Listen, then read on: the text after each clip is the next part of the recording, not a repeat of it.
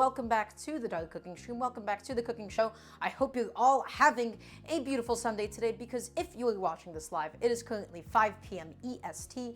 It is Sunday, January 19th, and I see that we have all of my lovely sous chefs in the chat. So hello to Eliam, hello to Munha, hello to Scrublo, hello to Shai Chica, hello to Elysium, hello to Trash Can Cat Mom as well, hello to Shark Dog. It is excellent to have each and every single one of you with me today.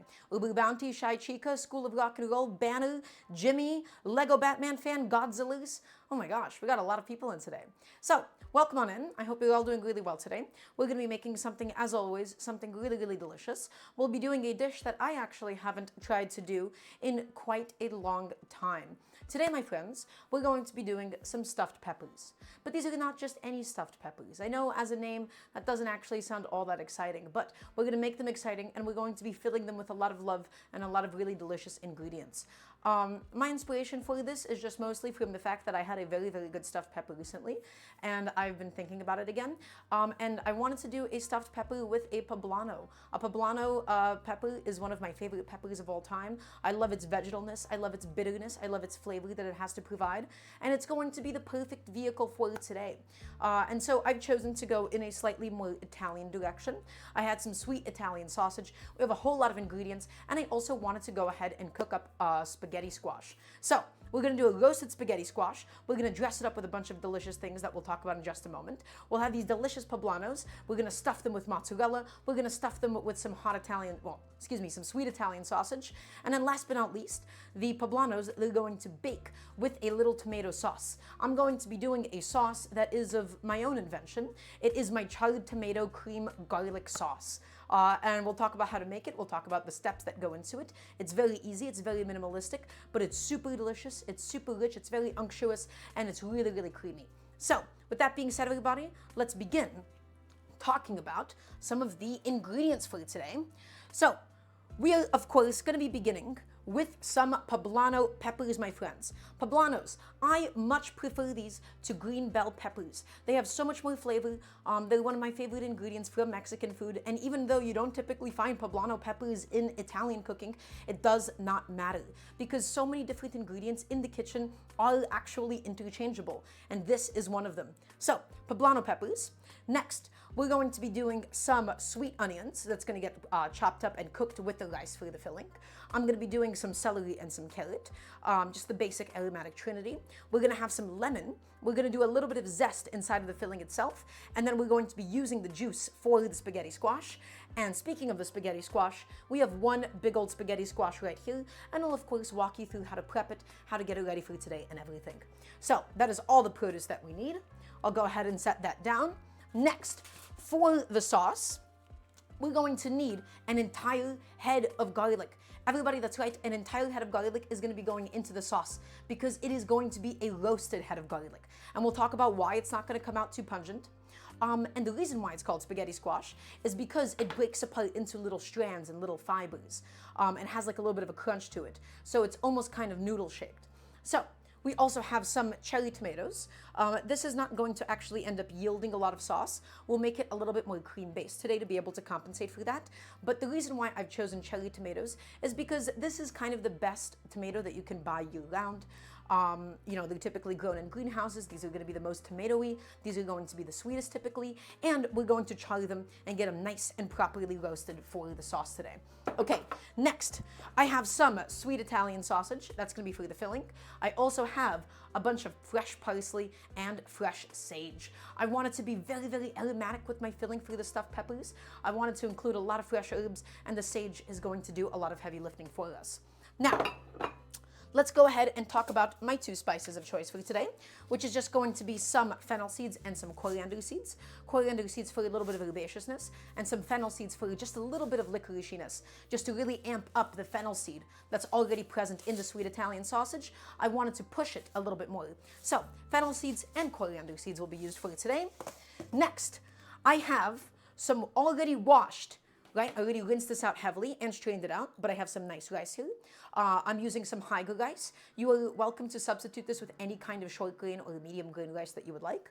And then everybody, last but not least, I also have some pine nuts. A little bit fancier, a little bit more expensive. You could theoretically substitute this with any kind of nut or seed that you would like, but I love topping spaghetti squash with some pine nuts. Which herbs do you think are best? Well, Shark Dog, I mean, it just depends in the direction that you want to go. Today, I'm feeling very Italian, so thus sage and parsley, right? If you wanted to go into, like a Mexican direction, right? If we're talking about like chiles rellenos, then cilantro is going to be your favorite, and a little bit of parsley there as well. So you just really want to think about the cuisine that you're trying to hit and the associated herbs and whatnot. Okay, actually guys, a couple last components really quickly. I have some white wine. I might add some into the sauce, but I'm really mostly going to be adding the wine into the filling, into the rice cooking, just so that it becomes a little bit more aromatic and flavorful. And then I have some Parmesan for the spaghetti squash, and of course a big block of mozzarella cheese. Some whole milk, whole fat mozzarella cheese is going to be going into the Poblano peppers today. So I'm going to keep my cheese nice and cold. I'm going to put it into the fridge. Everybody, we have a lot of work ahead of us today. We have 3 components to make. We have to make the sauce, we have to make the peppers, and we also have to make the spaghetti squash. If everybody's ready for today, I want to hear a nice resounding yes, chef, from everybody watching, please and thank you. While I take a little sip of water and keep myself nice and hydrated. Okay. Wonderful. It's good to have all of you. Everybody, welcome on in. We've got a long stream coming up ahead of us today. You are welcome to, at any point in time, ask me any and all cooking questions that you may have. Do not forget that I am here to help you guys out. I'm here to help you guys how to learn how to cook at home. And so any and all questions would be really, really appreciated about food. I wanted to do these poblanos because I was really thinking about something that would be delicious. I was thinking about something that I was in the mood to eat. And I really want to be able to elevate them and make them very, very special and not just kind of bland and soggy and way too much rice. I'm really going to try my best to amp up this filling as much as possible. Eskia, yes, I did love that idea. So we're going to begin with doing all of the different little aspects of prep today. And we're going to begin with roasting the garlic for my sauce. So we're including an entire head of garlic into the sauce. Now, to many of you that don't know where I'm going with this, that might seem a little bit obscene because, well, of course, garlic can be incredibly, incredibly pungent. Here's the thing though, everybody. The pungency of garlic is only produced when you crush its cells when it is raw. If you were to take this garlic and you were to cook it whole just as it is, we're not actually going to develop any of the pungency. The more finely that you mince it when it is raw, the more finely that you end up processing it when it is raw, the more pungent the end result ends up being. But at this stage, before we chew it, before we even do anything else to it, my friends, if we roast it whole just like this, we're going to end up with a very sweet, with a very delicious garlicky flavor, as opposed to the more pungent one. Pungency can be a very good thing, and it can be a very delicious thing, but if we were to take all of this and turn it into minced garlic, the sauce would be basically inedible. So, here's how we prep the garlic for whole roasting. I have my little oven preheated to about 375 degrees. I see a lot of people do roasted garlic at higher temperatures, and you can, but you do risk burning the garlic because it is, of course, full of so much sugar. So I'm just going to be peeling off the outermost papery layers of the garlic, but you really want to take a lot of care and caution to keep it whole. You want to keep it whole. You want to keep it whole, just like this. Okay, you don't want it to be falling apart. You want it to be attached by the root, guys.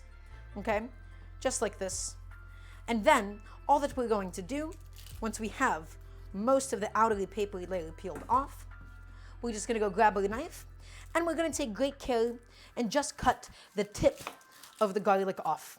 Now, are we wasting a little bit of the garlic head by doing this? Yeah, but it's going to be okay, my friends, I promise. It is a head of garlic. It is not all that expensive.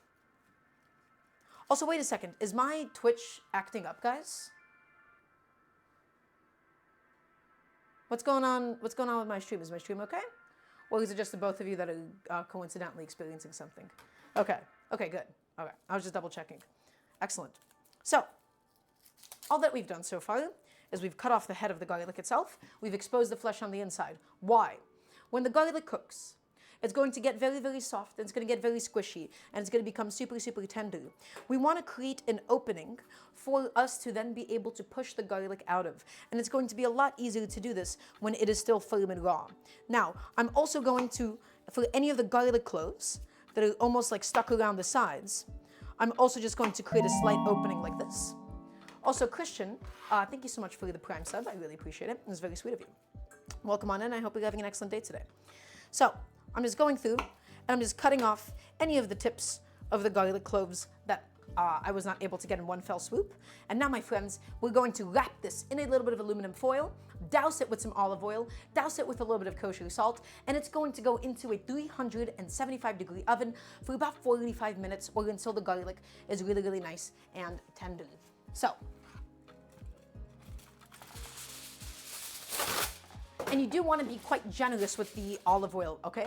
Because the olive oil is going to ensure that it is evenly roasting, my friends. If we were just to go ahead and cover this with the foil as it is without any olive oil, the sides of the garlic might get a lot of contact with the heat. They might get a lot of contact with the aluminum foil. They could get really, really charred, and the inside of it, instead of roasting, it'll just end up steaming. We really want to make sure that the olive oil is nicely covering the product, okay? Oh, the scallop beef looked good. Thank you, Shark Dog. Okay? And I mean, be generous with the olive oil, my friends. You really, really want the olive oil to be able to cover and get in there and to be able to get in with each and every single clove of garlic, because it is the thing that is going to evenly conduct the heat throughout the whole affair. So, olive oil on. I should have probably gotten a napkin ready to go so that I could wipe off my hands. You really want a generous amount of olive oil for this.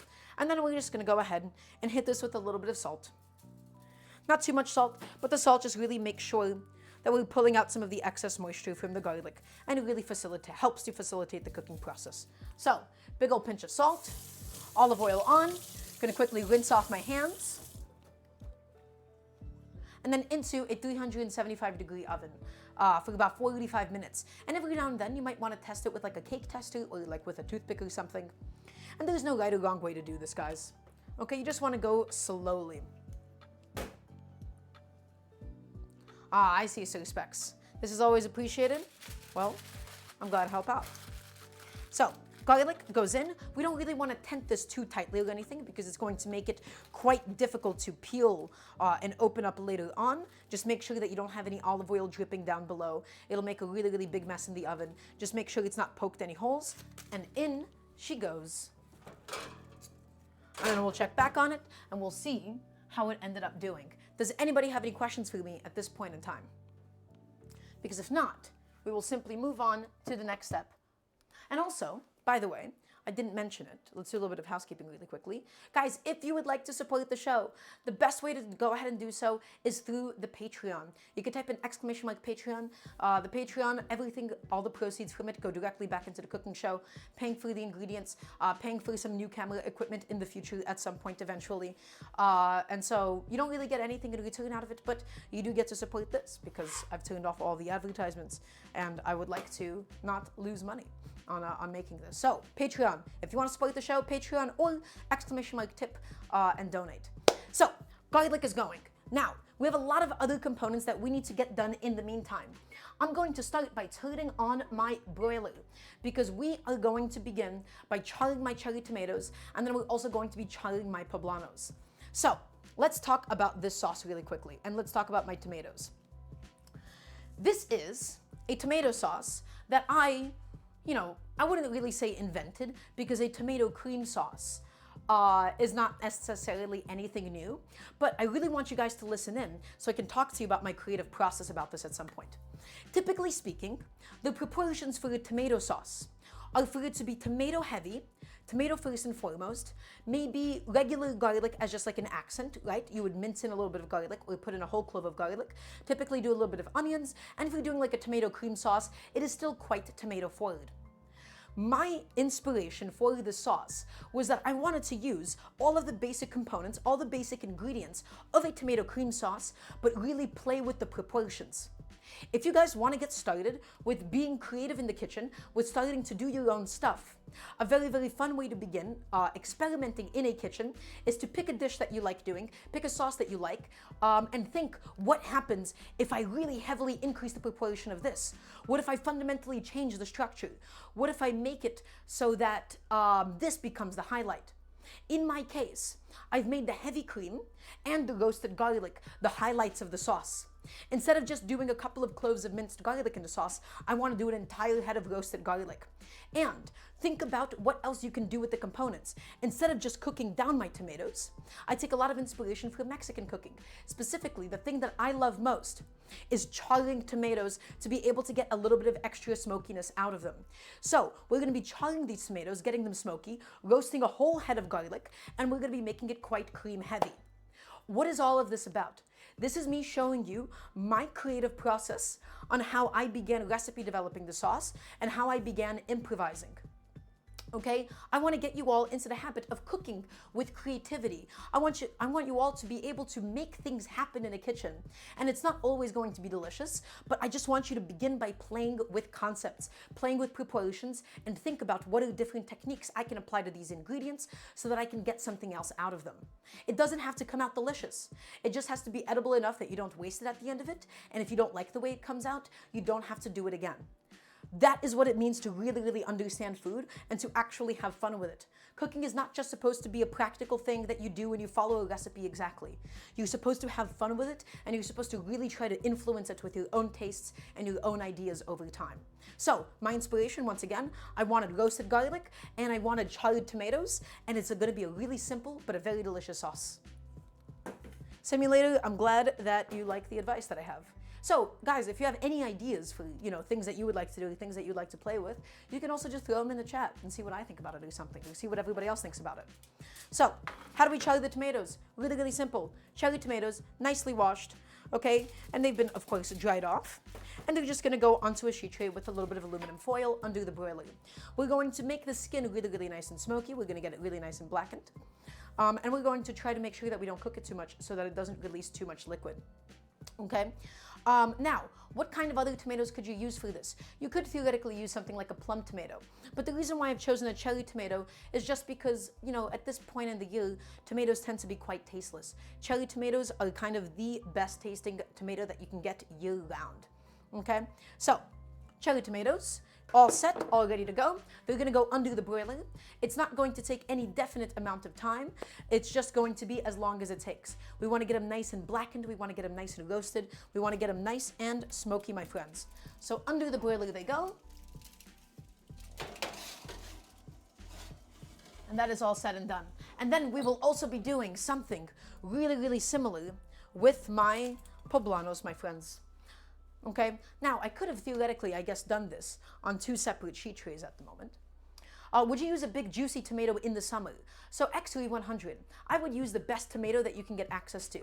Typically speaking, plum tomatoes are still very good for sauces because the big beefsteak tomatoes, they do tend to be quite wet and they tend to be a little bit softer and better suited for things like salads. But you could just use it basically the best of whatever tomato that you have access to, so absolutely. Okay, all of these poblano peppers, guys, they're also going to be getting the charring treatment. I did not consider that I guess I could have two things under the broiler at once. I was originally just going to wait for my cherry tomatoes to be done, even though that's not actually all that efficient in retrospect. Let me think. Do I have space under my broiler to get everything evenly situated? Honestly, guys, I do not. I do not. I think I'm just going to go ahead and put these away. So, what are the other aspects of prep that we need to get done in the meantime? Well, the spaghetti squash is going to be something that needs to get prepped up right now. And then whenever my oven is opened, whenever it is nice and free, that's when we'll go ahead and cook this off. So, guys, this is a spaghetti squash. I'm going to be honest, there is not a lot of ways to cook a spaghetti squash. However, there are a lot of ways to dress a spaghetti squash. Why is a spaghetti squash called a spaghetti squash? Well, it's because it gets pulled apart into a bunch of little fibers. And they have like a little bit of a chew to it. The spaghetti squash has a really nice floral, sweet flavor to it. And it is like this excellent blank canvas for just about anything else that you can think of. Now, a really, really, really big mistake. And I need you all to listen. And I need you all to say, yes, chef, please and thank you. It is called a spaghetti squash. Anti-carbohydrate, anti-gluten fanatics love to claim that this is some sort of a pasta substitute, that this is some sort of a healthier alternative to a spaghetti. Absolutely not. Terrible idea. Do not think about vegetables in this way. Think about what they're best at. In this case, this is going to be a very, very delicious side dish, and it's going to be dressed, and it's going to be wonderful. Let's embrace it for what it is, instead of forcing it to become some sort of a vegetable substitute so that we can, I don't know, fulfill some sort of a fantasy that we have about it. It is simply not realistic to do so with a spaghetti squash, guys. Okay? You really, really just want to kind of respect it for what it is. There's not a lot of ways to cook it, but there's a lot of ways to dress it. Don't ever think about this as some sort of a pasta substitute, as many people on the internet would like you to believe. Okay, so we're going to go ahead and prep this. Prepping it, quite simple. All that we're going to go ahead and do is we're going to cut off the tops and the bottoms. Now, it is quite hard, so you're going to have to like saw through this or go in with a pretty thick knife to really, really cleave that out. That's one. And, oh yeah, that guy, not going to be able to do it. I think I'm going to have to opt for my chef's knife in this case. It's a little bit tricky, guys, but as soon as you get through it, it just does the rest of the work for you. And let's just go ahead and discard these. Now, a lot of people, they do tend to cook these or to slice these before roasting lengthwise. Now, that's something that I used to do. And then I got inspired by a Serious Eats article about how actually slicing it this way, we get to preserve the fiber length. We're able to get some really, really nice, lengthy, long fibers of spaghetti squash, as opposed to cutting it this way, which ends up cutting them in half. Because I'm pretty sure the fibers on a spaghetti squash, they kind of go around it, as opposed to up and down. So, that's why we're going to go ahead and cut it parallel to this. And that's right, Simulator, Serious Eats does rule. I highly, highly recommend them as just like a, hey, if you don't know something and you need like a reference, or, you know, some sort of like a different technique, they usually have some really, really good advice for it. Now, that being said, let's go ahead and try our best to cut this into 2 even halves, just like so. And now we just got to go ahead and scrape out the seeds. Recommend bread knives with squash if you have. That's only really good for the initial incision. As long as we're careful and we don't slam the knife down too hard, I'm confident that it comes out a-okay. Okay, I'm just rinsing off my knife really quickly. And we're going to scrape out all the seeds. But before we do so, actually, I would like to go ahead and check on the state of my cherry tomatoes. Because again, we don't want to completely roast them into oblivion. We don't want to cook all of the liquid out of it. We just want to be able to get them nice and charred and nice and smoky on one side to the best of our ability. Okay. So let's go into the broiler and check on that in just a moment after I'm done drying off my knife. I want to ask about the knife again. This is the Zwilling Kramer carbon steel knife. Love it. One of my favorite knives. Okay, so let's go into the broiler. Let's see how we've been doing so far, guys. Let's see the state of my cherry tomatoes. And as you can see, the skins have gotten slightly charred. They're beginning to sort of like peel away from the cherry tomato itself. I'm just going to give my sheet tray a little bit of a rotation. Move it around for a second, just like so. Just flip it over to the other side of the skin, and then we'll put it back inside. Excellent.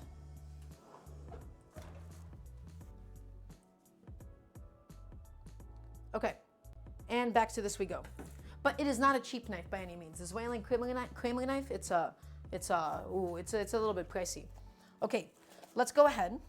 I'm gonna put some gloves on because, as you guys may know from carving out a pumpkin, the seeds and the fibers on the inside, they're quite notorious for being a little bit slimy, for being a bit of a textural nightmare, for kind of getting on your hands.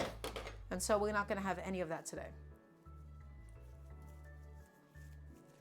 Okay, spaghetti squash. So let's see, how effective will we be at getting this out? And the answer is quite. I'm just going in there with my spoon. There's no right or wrong way to do this. Once again, if you've ever carved a pumpkin, it's all the same deal. Prepping butternut squash, prepping spaghetti squash, it's all the same stuff, guys. But they all taste and have incredibly different textures. The texture of a spaghetti squash, I mean, it looks unassuming. It looks like it would be any old plain squash. But what is so unique about it in its composition is how fibrous it is. And that doesn't sound all that pleasant, but it really, really shreds apart, and it gives you a very, very unique texture. So there's plenty of them at my store, at my supermarket, and I got inspired to make this as a side dish. So going around, we're getting all of the slimy fibers out. All of these guys, they're not gonna cook up all that nice. You really don't wanna scrape the flesh too much because we'll end up losing a lot of mass. Okay, we wanna try to keep as much of that stuff, all that good stuff as possible. Okay, and it's okay if a few of the slimy strands remain. It's not gonna be the end of the world or anything. We just wanted to get it mostly cleaned up. Okay, there we go. I kind of went a little bit too aggressively with that one. I lost perhaps more fibers than I initially intended. Is that a plum? No, not at all, Hexo. This is all just the spaghetti squash at the moment. Okay, get in there, get all that stuff out, get all that gunk out. We have no use for it. Fibrous does not sound all that great, but that's how we describe the texture, because it just pulls apart into a bunch of little strands, you know? But yeah, guys, it's an exceptionally delicious vegetable, and honestly, it's one that I don't really cook enough. I feel like I get really obsessed with how many different ways are there to prepare something, as opposed to focusing on my flavors and focusing on how to dress it.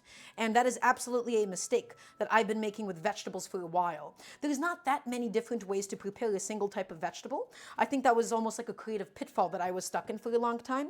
And so the spaghetti squash is an attempt on my end to be able to break past that and focus on flavors and focus on dressing it, as opposed to always making it a creative challenge of, well, how can I cook this differently this time around? Sometimes it's okay for a vegetable to really have only one or two ways that it's good to cook, like one or two preparations of it, but it can also have infinite flavor combinations, guys, okay? So that is almost a lesson to myself. I'm almost telling that to myself here. With cooking, it's very, very easy to get stuck into a lot of different creative pitfalls. So I am going to go ahead and get my cherry tomatoes out of the broiler. I should have been checking on them a little bit more, quite frankly. Chef, it was really weird when you tried caramelizing onions with a taser last year. That's right. Okay, there we go, guys. That is a little bit more of what I am looking for. That is nicely charred, that is nicely blackened, that is nice and smoky. And for those of you guys saying, oh no, Dara, you've burned it, you've ruined it, for those of you guys that are just tuning in, well, guess what? It's supposed to be burned. It's supposed to be a little bit charred. It's supposed to be roasted. That is intentional, okay? So I'm going to go ahead and get these guys into a small little bowl. Keep them away, keep them safe for now until we're actually ready to begin making my tomato sauce. And then we'll also go in with the Poblano peppers in just a moment's time. Now, I am actually going to probably abstain. Ooh. I am actually probably going to abstain. I am going to abstain from using the same aluminum foil twice because there is some burnt tomato juices on the bottom of it that I don't really want to continue to burn under the broiler. So, sheet that up with a fresh thing of foil, and I'm gonna go ahead and get my poblanos on. And everybody, we're just gonna be charring these bad boys whole. Now, with the poblanos, these guys, they take up quite a bit of time. Alternating them allows us to fit more of them onto the same sheet tray. Okay, look at them. We're going to completely char and blacken the skin, guys. Okay, and the reason why is because we want the skin to be able to get to a point where it simply peels off. By charring the skin, we develop a little bit of smokiness. We get the flesh nice and soft, and then we're just able to scrape away and peel the pepper like there is no tomorrow. So this is going to need to go about 8 to 10 minutes under the broiler, but again, it's just going to be as long as it takes. Okay, some people like to do this over an open flame, like over a gas stove. You're more than welcome to do so, but I like using a broiler because it's a little bit less hands-on, and I am free to just kind of step away. Okay, so under the broiler she goes. Really get it in there to the back of my oven, where it is always going to be the hottest. Okay, whew, That's happening. That's going. If you guys can't tell, I'm losing my mind at this point with how long my hair is.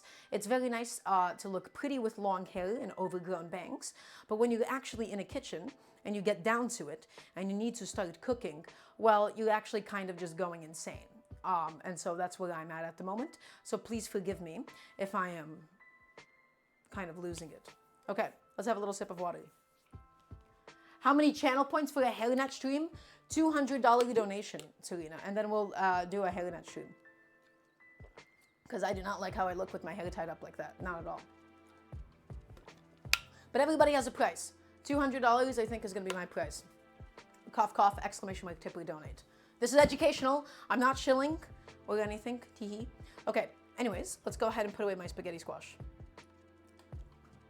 These bad boys are good to go. I'm just going to go ahead and put them behind me in the meantime. Okay, Shark Dog, well, thank you for being here. I hope you have a lovely night. I hope you have a lovely evening. Okay, so let's talk about the rest of the prep that we need to do today. I want to save some vegetable prep for when the spaghetti squash is actually in the oven. We're going to need to take the sausages out of the casing, okay? Very, very Italian to do that. I want to get it nice and mixed in with the rice, essentially. We're going to need to peel my carrot and cube it up. We're going to have to dice my onion. We're going to have to dice my celery as well. We're going to be frying the sausage with the olive oil. We'll be slicing up the sage, slicing up the parsley. Okay? But it's late here, so good night. Well, Sir Specs, thank you so much for stopping by. Thank you for joining the Patreon. That was very, very nice of you. Also, if you join the Patreon, there is a Patreon exclusive Discord that you could join up. Okay, so that is some of the prep that we need to do.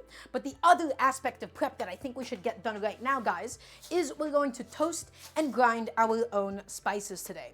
So let's go to the stove. Where is she? There she is. Excellent. And now I'm going to get a cute, teeny tiny little pan, everybody. And we're going to go in with my fennel seeds and my coriander seeds. I love to toast and grind whole spices as opposed to using pre-ground spices. They're so much warmer, they're so much more aromatic, and they're so much more flavorful.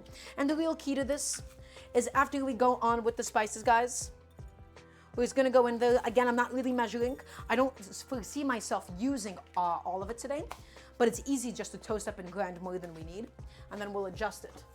Okay, so on they go, onto the pan. And the only thing you gotta do now, guys, is just keep it moving. Keep it moving, okay? Because think about it, right? They're rotund, they're little spheres, and they're on a flat, hot surface. It's not like the heat is going to travel up and around them.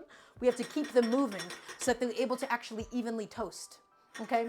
So we're just toasting our spices, and it transforms the flavor of it slightly, okay? And the reason why is because it tends to get rid of some higher end aromatics, some of the more volatile ones that tend to immediately escape with a little bit of heat, and it really emphasizes the more earthy tones of a spice, okay? So it just makes it feel a lot warmer. I know I'm speaking very abstractly, I'm not really doing a good job of describing the flavor, but there really is no way, good way to experience it unless you try an untoasted spice versus a toasted spice, and you'll notice the difference. As long as there's not like too many components going on. So how long do we know to toast it for?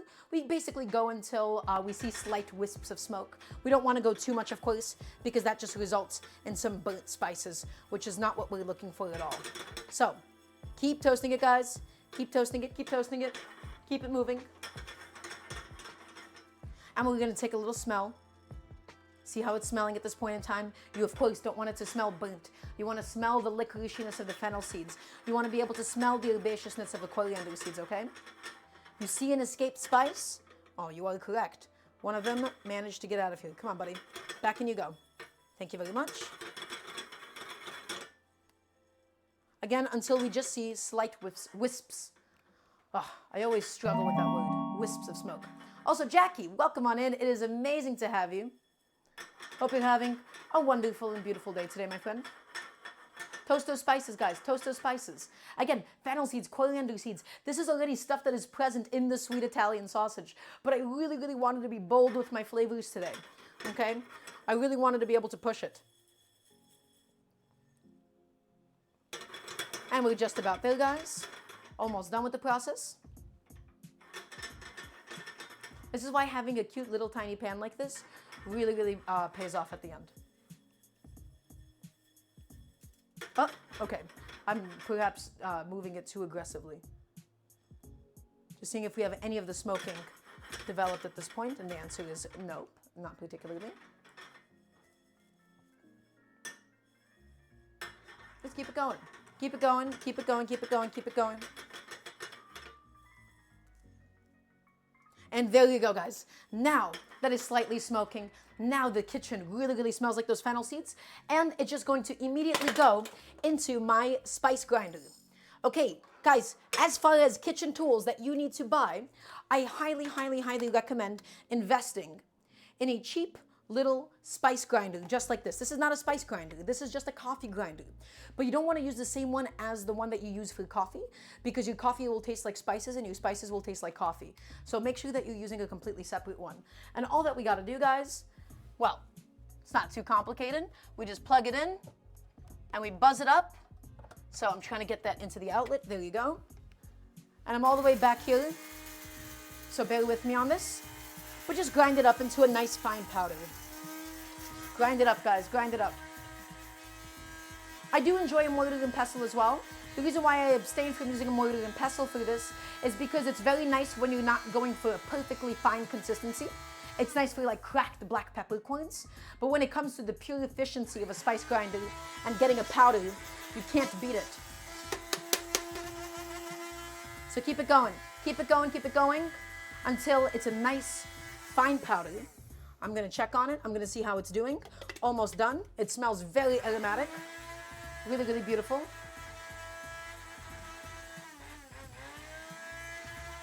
And now everybody, let me go ahead and show you the end result of all of that grinding. This is my spice powder at the end of the day. It is warm, and it is fennelly, and it is coriander seed-y, I suppose. Chef, if I was a spice, what spice would you be? I'd say saffron, esquia. If I were a spice, I mean, I don't know. That's difficult because there's a spice that I like the most, and I like cumin the most. But I don't know if I would be cumin. I don't know. I really wouldn't be able to tell you. I've always been fascinated with the shape and the look of star anise, even though I don't cook with star anise really, really often. So maybe star anise. Okay, that's it for the spice grinder. We have no more use for that bad boy today. Let's go ahead and check on my poblanos under the broiler, just to make sure that they're all okay and dandy. Make sure that nothing has happened to them, besides, of course, getting nice and charred and smoky. And guys, come take a look and see what has happened with these poblanos. Look how charred and smoky they are, even though this doesn't look like a lot of light on them at the moment, okay? Take a look, take a look. Look at these guys. That is what we're looking for. That is the kind of separation. You can see the skin puffing up. That's exactly what we want, okay? So let's go ahead and flip it over. We're gonna have to get all sides this charred and this smoky, of course. Flip it over. That was just the right time that we chose to pull it out. Let's go ahead and flip it over. Ouch, that handle is hot. Oh gosh, okay, that one we're gonna have to go ahead and use some tongs for. Are we getting a grade? Well, Richard Bam, welcome on in. I'm sorry, I didn't have a notification for you. Welcome on in. I hope you're having a beautiful day today. Let's flip over all the poblanos. There's no really good way to light a shot like that when it's dark green. That's why cooking shows are really, really challenging, guys, okay? It's really, really difficult to do. Let's go ahead and put these back under the broiler until this side is charred into oblivion, of course. And then we'll steam it and get it ready for service, for preparing the poblanos, that is. Okay, so what do we have here? Take a look, guys. This is, once again, all of my fennel seeds and all of my coriander seeds. Just waiting for us. I'm gonna keep that behind us in the meantime.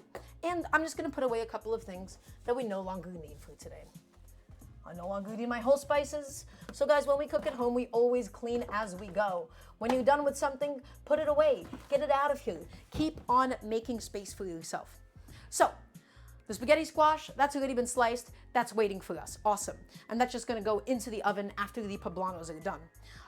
In the meantime, we're going to have to go ahead and get these sausages out of the casing. So I'm gonna go ahead and begin preparing that. And once again, guys, this is one of those things that there is no right or wrong way to do this. Clean as you go and make a huge mess and you clean it up later. Well, guess what, coherence creams? Those days are done. You are here for a little bit of education. You're watching this cooking show to be told on what to do. Also, good chicken bam, welcome on in. It's lovely to have you, and I hope you have a lovely rest of your day. There is no worry at all about having to leave. Okay? So the days of making a big mess and then leaving it all for the end of it, well, that's over. You know why? Because it stops people from cooking more than they can.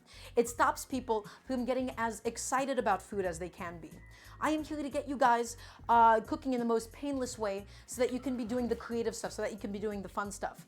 The dishes, that's not the fun stuff. So we clean as we go. We put away dishes when we're done. We start off with an empty dishwasher and we start off with an empty sink. And you're all going to say, yes, chef, please and thank you. Coherence screams, you especially, I'm going to hear a nice yes, chef. You don't have an option. You do not have a choice in this one. You are going to change your ways, okay? We're all here to learn and grow as people. When we got a little bit of passive time, we make the most out of it. Sorry. Well, I like telling people what to do, so I'm not sorry. And I'm also right about this. So you're going to see how nice it is. Blender, clean it yesterday. That's right, Trash Can Cat Mom. You got it. So, sausages, I'm just pushing it out. Once again, no right or wrong way to do something like this. And the smell of the charred poblanos, the smell of the fennel. This is definitely a very aromatic kitchen at the moment. And the garlic, don't forget about the garlic that is getting nice and roasted in the midst of all of this. Push it out. There you go. Push it out. Excellent. Chef, why get the sausage links and skin them? Why not just get the ground meat by itself? Well, you can get the ground meat by itself, Godzillas, but my stores don't sell them. The only thing, though, that I would really, really be careful of, when you're buying sausage meat, let's say especially chorizo, think about the way that chorizo is sold in big supermarkets. Those little tubes, those little logs of chorizo in plastic, right, that are just kind of loose, they're filled with so much other nonsense. And it's a super, super wet, like mush. The breakfast sausage, the chorizo, they're not coarsely ground. They're just really, really wet and really pasty. You'll never be able to get proper color, to be able to get proper caramelization on them. By buying whole sausages, it's a very nice way to ensure that you're getting coarsely ground sausage meat with minimal fillings. Okay, so I hope that helps. I use ground beef and make my own sausage, but it's a lot more work. Pre-buying sausage is a huge time saver, that's right. And quite frankly, with the quality of sausage lately in my area, my favorite Mexican store that used to have really good quality chorizo, now that's gone, I gotta get into the habit of making my own sausage meat. It is becoming pretty imperative. It's tricky to do and it's not cheap, but it's gonna be quite important. So, this sausage, I'm gonna keep it nice and cold in my fridge in the meantime. Just keep it chilled out. And let's go back and check on my poblanos once more. Because again, we got to keep it babysit, guys. We got to make sure that it's not charring too much. We got to make sure it's not cooking too much. And we got to, of course, make sure that nothing is being set on fire at the end of the day. So let's see how this side is doing. Okay, everybody, beautiful. Nice, good amount of color so far, but we can definitely push it a little bit more. So giving it a little rotation and putting it right back inside.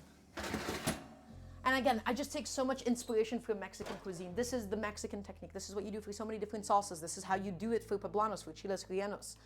And it's going to work for this exceptionally well as well. For Italian stuffed peppers, for any kind of European stuffed pepper, you don't really ever get to see poblanos. You only see bell peppers. Now, while I don't mind a stuffed pepper made from a red bell pepper, most bell peppers, they're so flavorless in comparison to the amazing poblano, guys. They get mogged by the poblano. The poblano, it's so much more vegetal. It has so much more flavor. It's a little bit bitter, and it has a little teeny tiny bit of spiciness to it. It almost has like an earthiness. I love poblanos to death. I love them to death, and I can't get enough of them, truly. So, that's done. That's waiting for us. The poblanos are almost done, and then we'll be getting the oven to about, I believe, like 425 degrees Fahrenheit, 450, for the butternut squash. Maybe 400, not butternut squash, for the spaghetti squash. Okay. And then what lies ahead of us? Well, we got to do a vegetable prep, of course. We're going to be doing my onions. We're going to be doing my carrots. We're going to be doing my celery. So, For those of you that are familiar, of course, onions, carrots, and celery. This is part of the French Trinity, or also in Italian cooking, this would be called a sofrito. There's different aromatic bases that get associated with different cuisines. If you ever want to make something feel more Italian or more French, well, you would include carrots, onions, and celery. If you were in Italy, do you think that there would be different peppers to stuff, like non-spicy to spicy? Simulator people in Italy, they don't eat a lot of spicy anything or the other. Occasionally, you'll see red pepper flakes be used. Here and there, you'll see spicy small chili, but I don't believe Italian cuisine has a lot of bigger, spicier peppers. Okay, so we're gonna go ahead and get this all nice and processed, and we're just simply going to begin by peeling my carrot. Actually, I don't know why I'm doing it over here instead of over my trash bowl. Always, always, always have a trash bowl when you cook, guys. This goes a really long way. Peel the carrot, peel the carrot, peel the carrot. Excellent. All the way through. And I do believe that my poblanos are just about done. Again, there's no exact amount of time for how long it takes. It's purely by vibes. It's purely by feel. Every single broiler is different. The proximity to the heat, the amount of moisture that you're dealing with that day, it's always just going to be a little bit different. So now these are some really properly charred poblanos. That is what it's supposed to look like. I'm going to go ahead and get my oven away from the broiler and now simply to a bake. We're going to be doing, I think, 425 degrees. Fahrenheit, of course. If it's Celsius, I think that might be a little bit too hot. I want to slowly cook the spaghetti squash. I don't really need to get it super heavily roasted or charred or anything. But I am going to go ahead, take my aluminum foil, and we really want to package it up. We want to package up these poblanos, guys. The reason why we're tenting it with the foil is because the steam is going to help to continue to separate the skin from the flesh so that we can then peel it. Unlike the cherry tomatoes, we're not going to be eating all of that charred poblano skin. Okay? So get it in there, move it around, package it up, tent it up, try your best not to burn yourself. And this is also why I like doing it in aluminum foil. A lot of people, they use like a plastic bag for this after, but I just got to use the same thing that it baked on, that it charred on rather. Okay? I'm not doing the best job in the world with crimping it at the moment, I have to say. Come on. Please stop coming undone. Thank you very much. And it also kind of ended up being poblano shaped, didn't it? I'm going to get it onto a separate plate, out of sight, out of mind. Come on, buddy. There you go. And then this is the tray on which we'll be roasting my spaghetti squash. Okay, for the spaghetti squash, we could just do a little bit of parchment paper on there. There's no need to use aluminum foil for this. It is, however, going to mean that you will need to wash off your sheet tray. But, oh no, guys, am I out of parchment paper? Or is it all the way in the back? I believe that I'm all out of parchment paper. Oh well, let's do aluminum foil. And the reason why it matters is because they do conduct heat slightly differently, but it's gonna be okay. So, aluminum foil, that's gonna be just fine for the spaghetti squash. Okie dokie. And let's get these guys dressed up properly. What are we gonna do? Well, guys, it's Italian food. As you might have guessed, we're gonna be dressing them generously with a little bit of olive oil, salt, and pepper. Okay? We're not gonna be getting too much color on this throughout the cooking process or anything. It's not gonna be anything crazy. We're just gonna get nice and dressed. So, olive oil on. Come on, buddy. Thank you very much. Olive oil on. Thank you very much. We're gonna get nice and evenly coated in the olive oil and heavily seasoned with my kosher salt and black pepper. So, salt.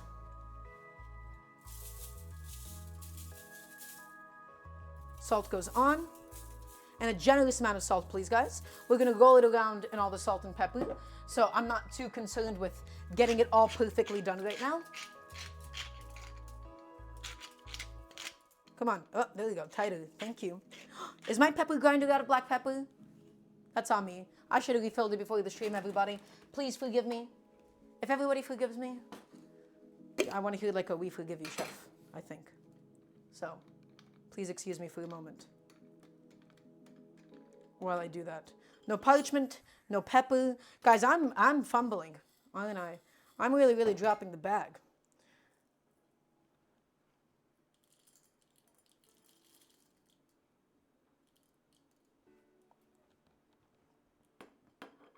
Unsubbed? I see. Okay. Well, that's all right. Underdog story, make a comeback. I'm working on it. We're working on it. There you go. That's better. Black pepper. Salt. Get it in there.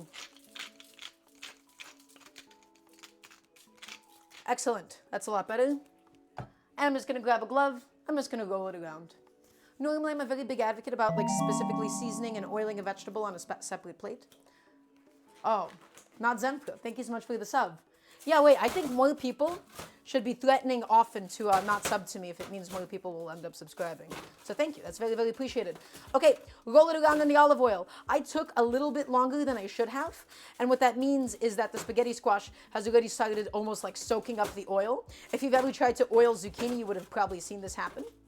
Okay, so I'm just rolling it around. I'm getting it roughly around. It doesn't have to be perfect. It's all going to be dressed up. It's all going to be tailed up anyways at the end of this. Face down, 410 degrees. That's what I've chosen for you today. And it's going to take maybe 45 minutes, maybe 50 minutes. I don't know. We'll see how long it takes for it to become nice and fleshy and tender. This is not one of those things that you can mess up besides undercooking it or by burning it. This is really, really forgiving. Okay, so my oven rack was also not properly put into the center or anything, so I'm gonna have to go ahead and do that now. I neglected to do so after I was done boiling and charring things. And in she goes. Okay, that's going. Set a timer for about 45 minutes. And then that's when we'll check on it. Okie dokie. Now, back to the rest of the stuff, guys. So, vegetables. We're preparing the aromatic trinity at the moment, okay? So, carrots, onions, and celery. The carrots, we're going to be cutting them into a small dice. The celery, we're going to be cutting it into a fine dice. And then the onions, we're going to be doing a small medium dice. The carrots need to be a small dice so that they cook in time. The celery, I want it for the flavor. I don't like the texture of biting into a piece of cooked celery. So, we do a fine dice, okay? Let's go ahead and get it all prepped down. For the carrot, because it's so small and thin, I'm just going to cut it in half lengthwise, just like so. Cut in half lengthwise. Well, we'll get to the celery guitar thing in a second.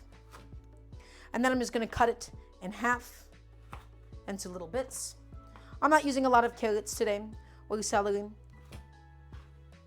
I don't want it to be a too vegetable heavy filling for the stuffed peppers. Oh, everybody, the oven is getting hot. That means my kitchen is quite hot.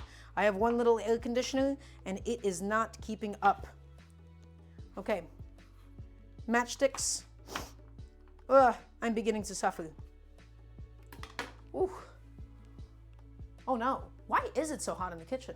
I have no idea. I want to be able to tell you. Okay, well, that's not very good. Guys, I'm sweating. Okay, so carrots, let's dice it. Dice it, all the way through. Small dice, just like this. Something that's going to cook in time. Beautiful. And we can go ahead and get it into a mixing bowl, because that is where the rest of the components are going to live for this trinity, for this vegetable base. Okay. Gonna grab my handy dandy bench scraper, of course. And I really shouldn't be using a petty knife for this at this point. A chef's knife is going to do a lot better. So for the celery, I'm just going to go ahead, pull off the bottom, rip out all of those thick, chewy fibers, even though it's going to be fine for today. Next, celery. We're going to go ahead and cut it right in half like so. And we're going to also cut this into similar lengths, just like we did the carrot.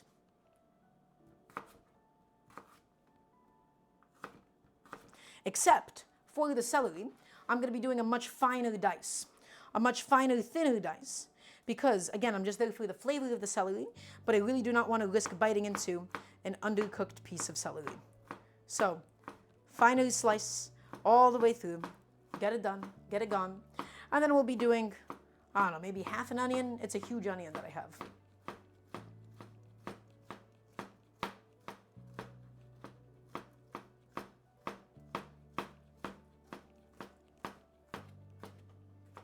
All done. Wonderful. And everybody, in about 2-3 minutes time, my garlic is going to be done roasting. And that will need to cool down and stuff for my sauce today. Okay. So celery is inside. Beautiful. Next, onion. Let's take it. Let's simply cut the head of it off, not the root of it off. The root we're going to be keeping intact. Head goes off. Thank you, my friend, for your service. You have now been decapitated. Next, slice the onion right down the middle. And we're going to reserve one of these halves for something else in the future, because that is way too much onion to justify going into today's food. I can't do a whole onion that's that big. That's way too much onion. Okay. Now, let's peel off the onion. We're going to keep the root of the onion intact still. My kitchen is hot. I'm sweating and I'm getting a little bit annoyed about it. My oven has been on at a high temperature for a while. Okay. So, how are we going to go ahead and prep this onion? Well, we will, of course, be doing the onion fan method. The onions we could probably keep in the biggest pieces. We're going to be doing a small, medium dice, relatively speaking, because I love biting into little chunks of onion and something. And the onions tend to shrink down fairly significantly. So first things first, make a bunch of parallel incisions following the curvature, just like this. And then we're going to make a few horizontal incisions. Salt tea, welcome on in. Hope you're having a lovely day today. And make another horizontal incision all the way through. Beautiful. And now everybody, dice it and dice it. And you can just see that your onion is all ready for you. And whenever the cutting board starts getting a little bit crowded like this, do not feel the urge to just keep going on. Simply scoop it off with your bench scraper and get it into your bowl. Welcome on in, noted corpse. Trans cooking chat, this is crazy. That's right. Welcome to the best stream on Twitch for cooking. Lovely to have you. Next time it'll be easier if you cut it horizontally than vertically.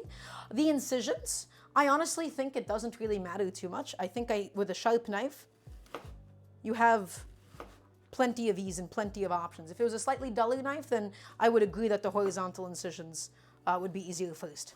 Okay. Yeah.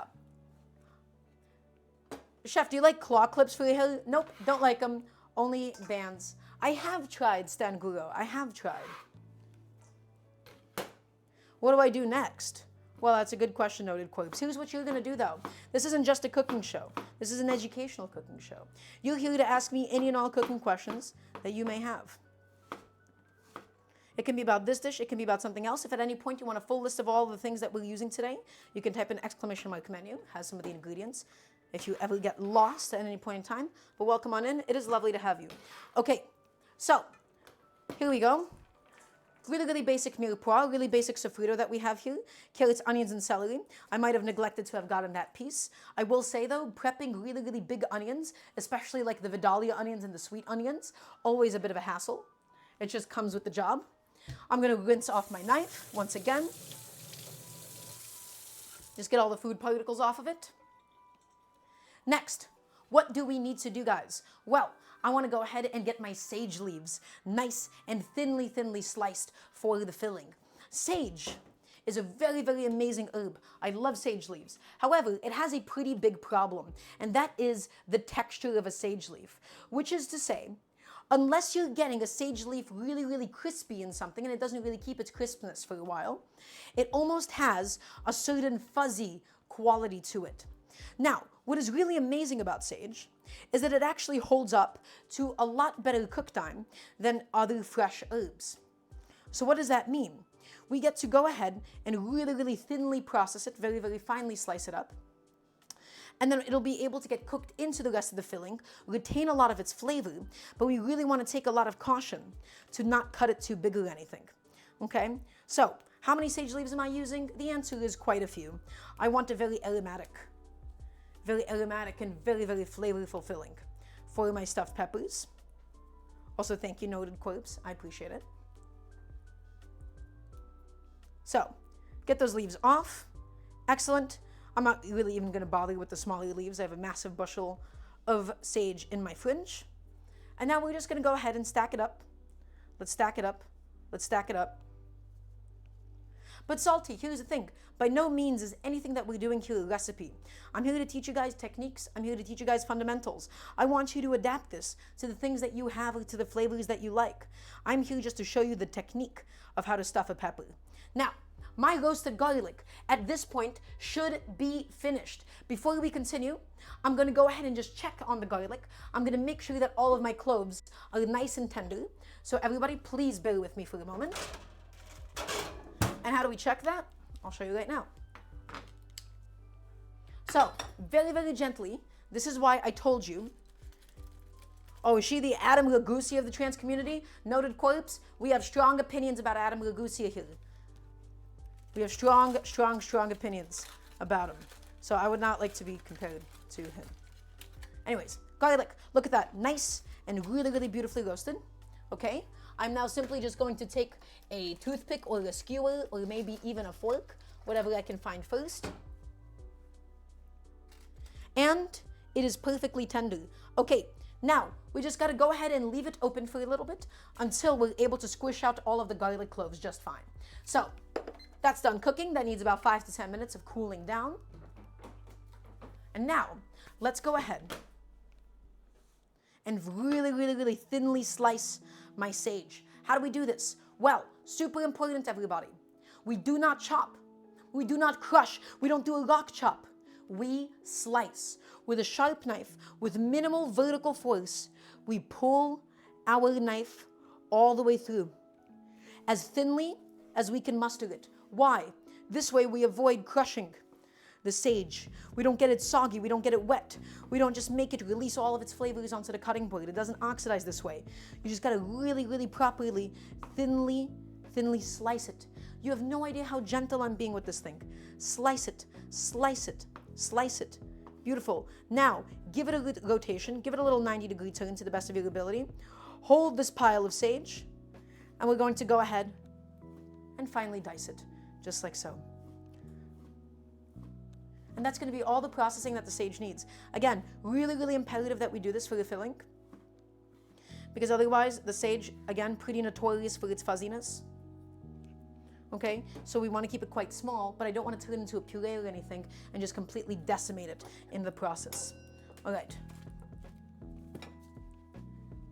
Bench scraper, lift it up, get it off my cutting board, out of sight and out of mind once again. What do we actually have left to do? The garlic is roasted. So in a little bit, we're going to be pushing out all the garlic cloves. We have to still make the filling for the stuffed peppers. So the sage for that is done. The other component that we're going to need to prep is also going to be some garlic. So after that's done, that's when we can begin sauteing all the different ingredients, sauteing the sausage filling, okay? And then we'll get the rice all put together, guys. So I'm going to be getting, I want to say 2 to 3 garlic cloves. Even though there's going to be an entire head of garlic going into the sauce. Whoop, excuse me. These are some pretty big chunky cloves though. So 3 is going to be just fine. Awesome. Put that away. Get my waste bowl dumped out as well. Let's go ahead and just simply give it a little crush so that we can peel the skin off, or a big crush in that case. 2 and 3. Oh, that's not that good of a smash. There we go. Yeah, Salty, we always, always, always cook with a waste bowl. Cook with a waste bowl so that you don't have to go back and forth to the trash can. Now that we've gone ahead and crushed these cloves, the skin comes off nice and easy. I'm going to simply trim the butts off of each and every clove. Just like that.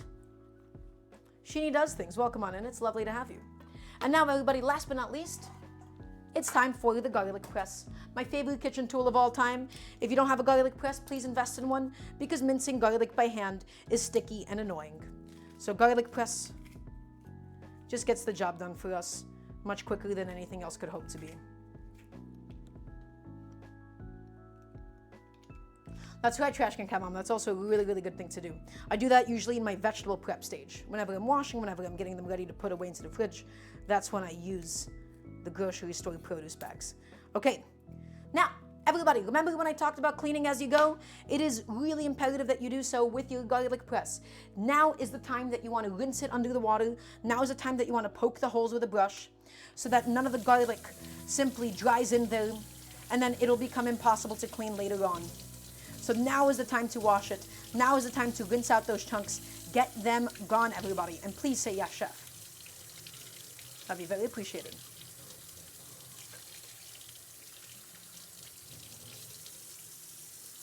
Okay. Garlic press is officially rinsed off. We got all the stuff out of the holes. I'm going to go ahead and once again wash off my chef's knife here and then dry it off very thoroughly because it is carbon steel and I would like to avoid it rusting.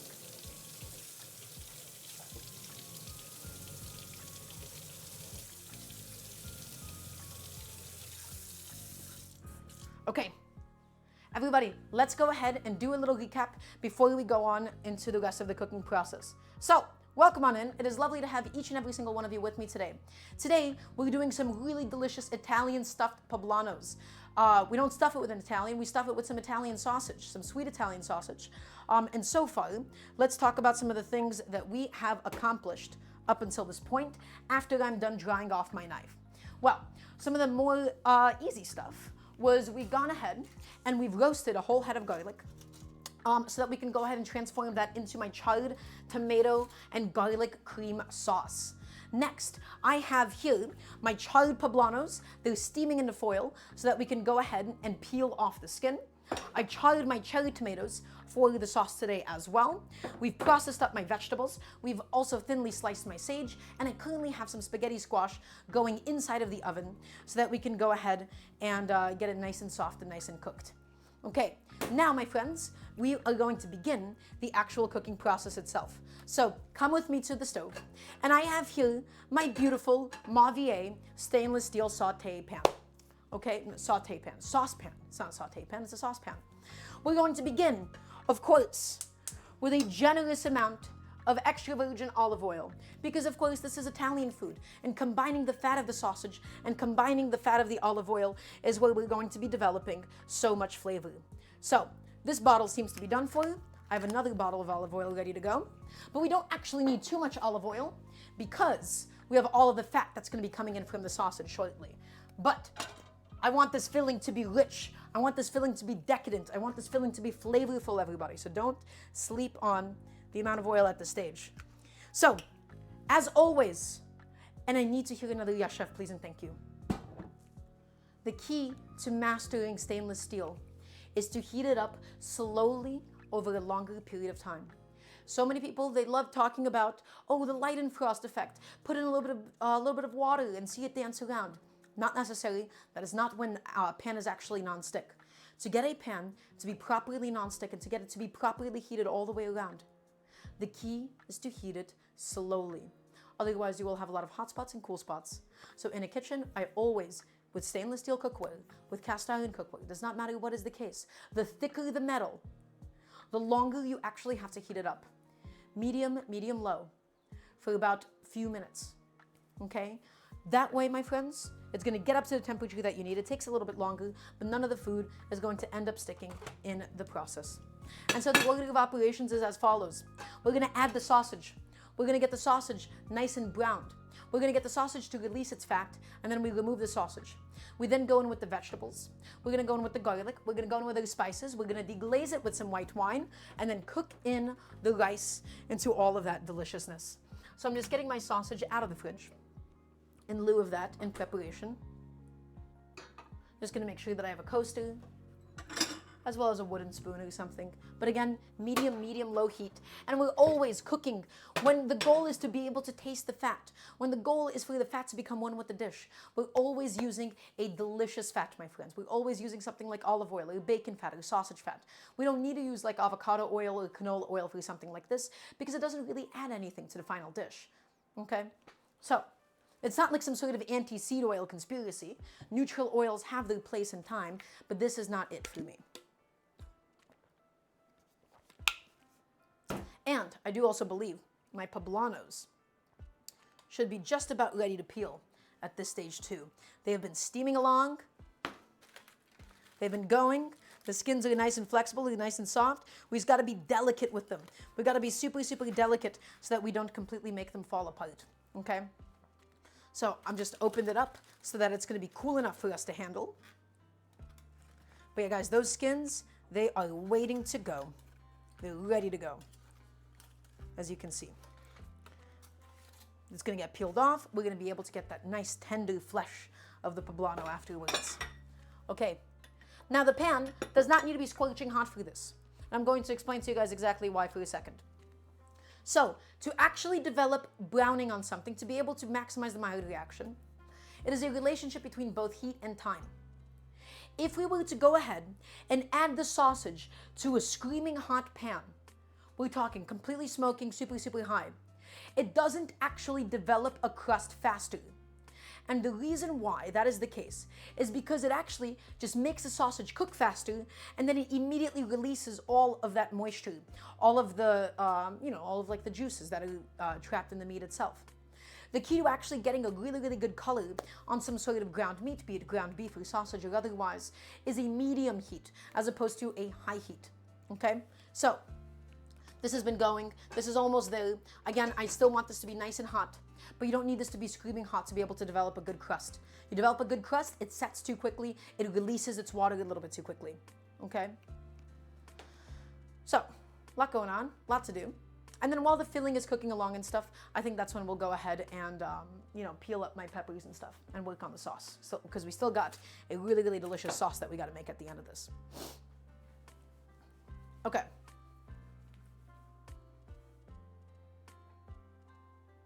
Once again, medium and slow. That's going to be the way to go through this. Yeah. That's all I got for now at the moment. And if anybody has any cooking questions, now would be an amazing time to ask.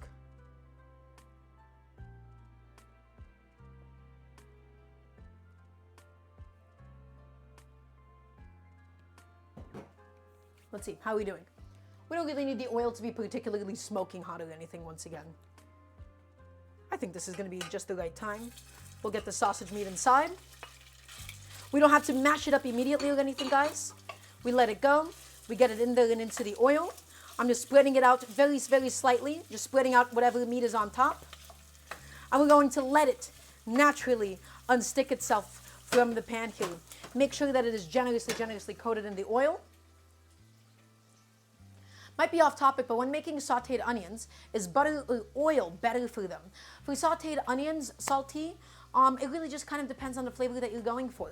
If you're just looking for a very quick sauteed onion, yeah, there's no right or wrong answer. For both caramelized and for sauteed onions, it is entirely and totally dependent on the flavor profile of what you're going for.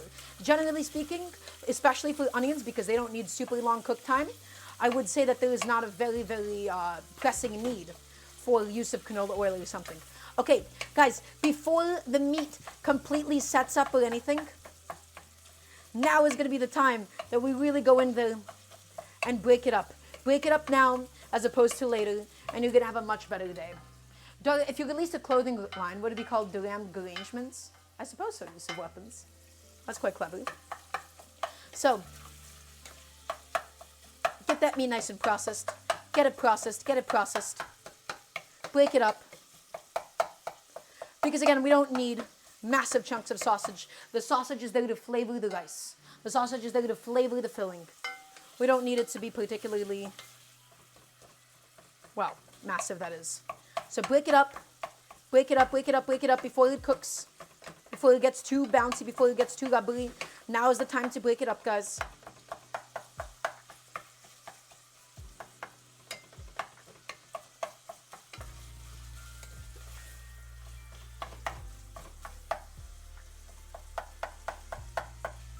And at this point, you will notice that the sausage meat, it's no longer going to be sizzling as much. It's going to be a bit more of a lower end bubbling sound.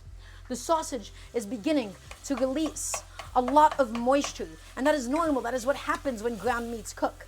However, the real key, the real way that we're actually going to get some meaningful browning, to get some really meaningful crust built up on the sausage, is we're going to evaporate as much of that excess liquid as possible, and then, and only then, will we be able to get it back to a browning stage. So, once again, just cutting it through. I see that there's a few more big chunks, but otherwise, this is just about good to go. So let it go, everybody. Let it release the water. Let's evaporate the excess liquid. And in the meantime, we can focus on my poblanos. Here's my poblanos. So, guys, let's be delicate. Let's be really, really delicate with the stage. Because if we're not delicate enough, we're going to end up rupturing the very thing that we want to be stuffing. Okay? Let's be delicate. Let's be gentle.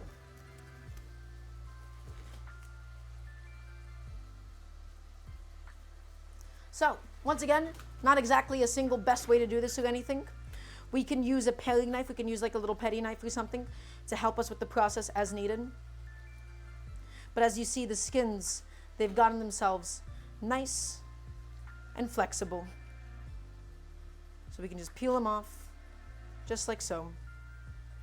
Even without the use of a knife or anything. But just be gentle, everybody. Be really, really, really gentle. There you go. And inside we reveal all of that beautiful flesh. And if you're noticing like a little bit of sticking at any point in time, you could just grab a knife to just gently scrape it off as needed.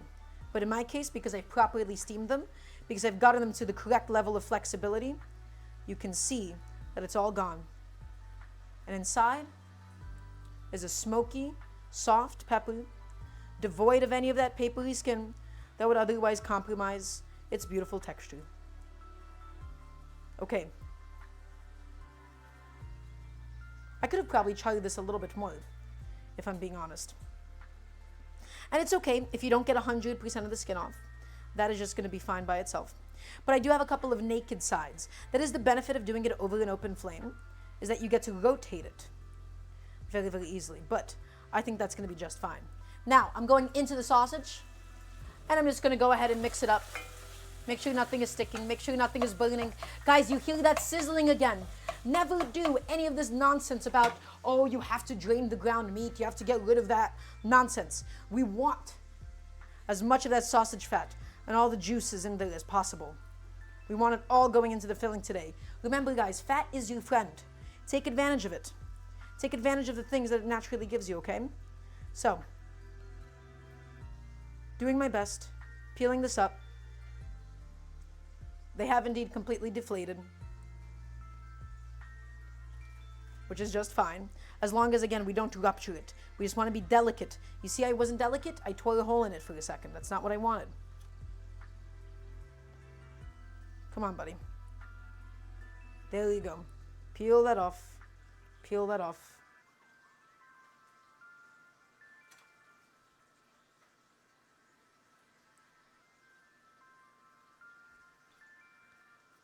Okay.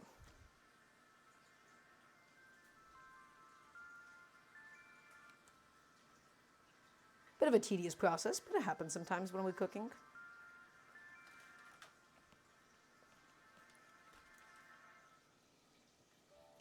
And just keep going. Keep it going. Keep it peeling. Get the job done. But every now and then, once again, I'm just going to go back to the sausage, check on it, make sure it's doing okay, stir it around. And now, just now, are we beginning to get some of those really, really beautiful brown and crispy sausage bits. We're beginning to get some of those meaty parts developed. Okay. Keep it all peeling. Keep it peeling.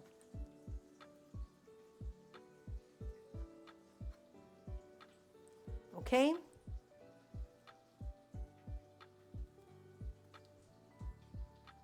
Come on, buddy. Off you go. Thank you. Thank you. I could have probably charred it a little bit more thoroughly, and this process would have been even easier.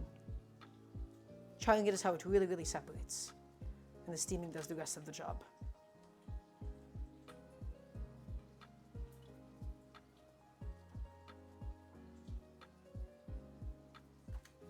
Great. Once again, guys, if you have any and all questions, now would be a lovely time to ask me. This is just a bit of a mundane, monotonous process, but sometimes cooking is like that. Sometimes we have a lot of poblanos that we got to go ahead and peel. We just got to go at it for a little bit. It's all part of life.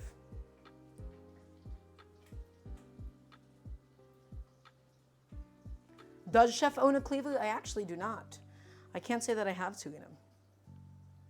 I just never really particularly felt like I had much use for one personally.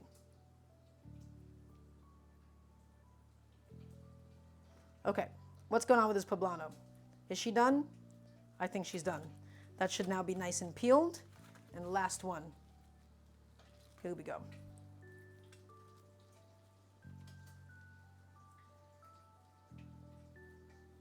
I guess the benefit of really charring these over an open flame, now that I'm thinking about it, is that it does tend to get it a little bit less cooked. So it's not as flaccid, it's not as fallen over. And you're able to get a lot more control over where the charring happens. So maybe that is something that we give another shot to as a method in the future. Come on, there you go. There you go. Off it comes.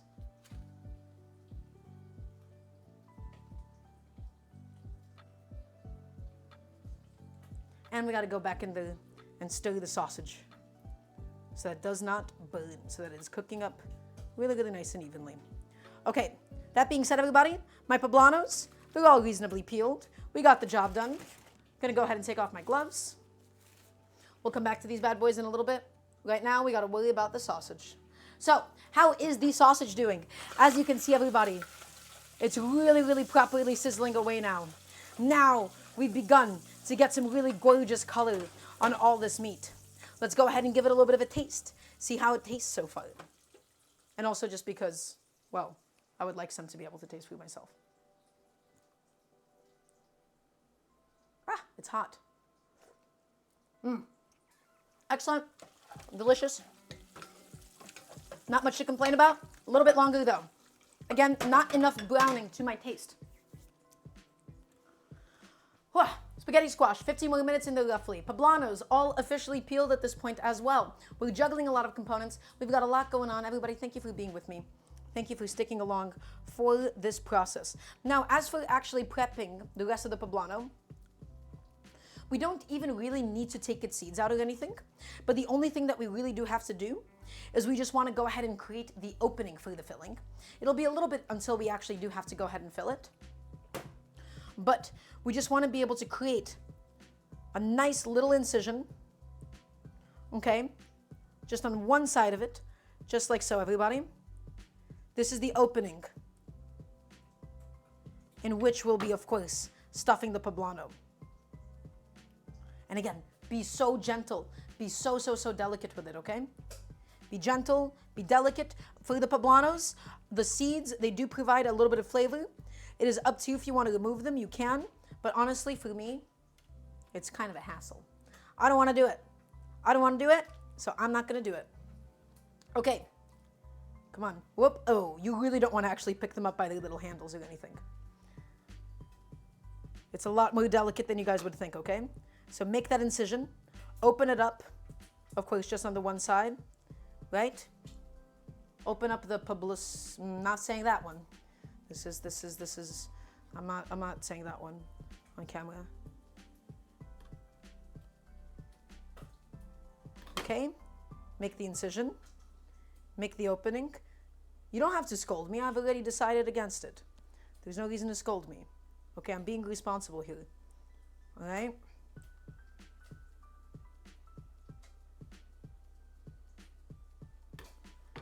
Okay, there you go. Open it up, and that is ready for filling. Ready for the stuffing. But we're gonna have to come back to that because it's just not there yet. Okay. Whew. Sausage. Let's get it out of there. We gotta cook the vegetables now. We're gonna go ahead and grab. Honestly, a spider is a pretty good tool for this.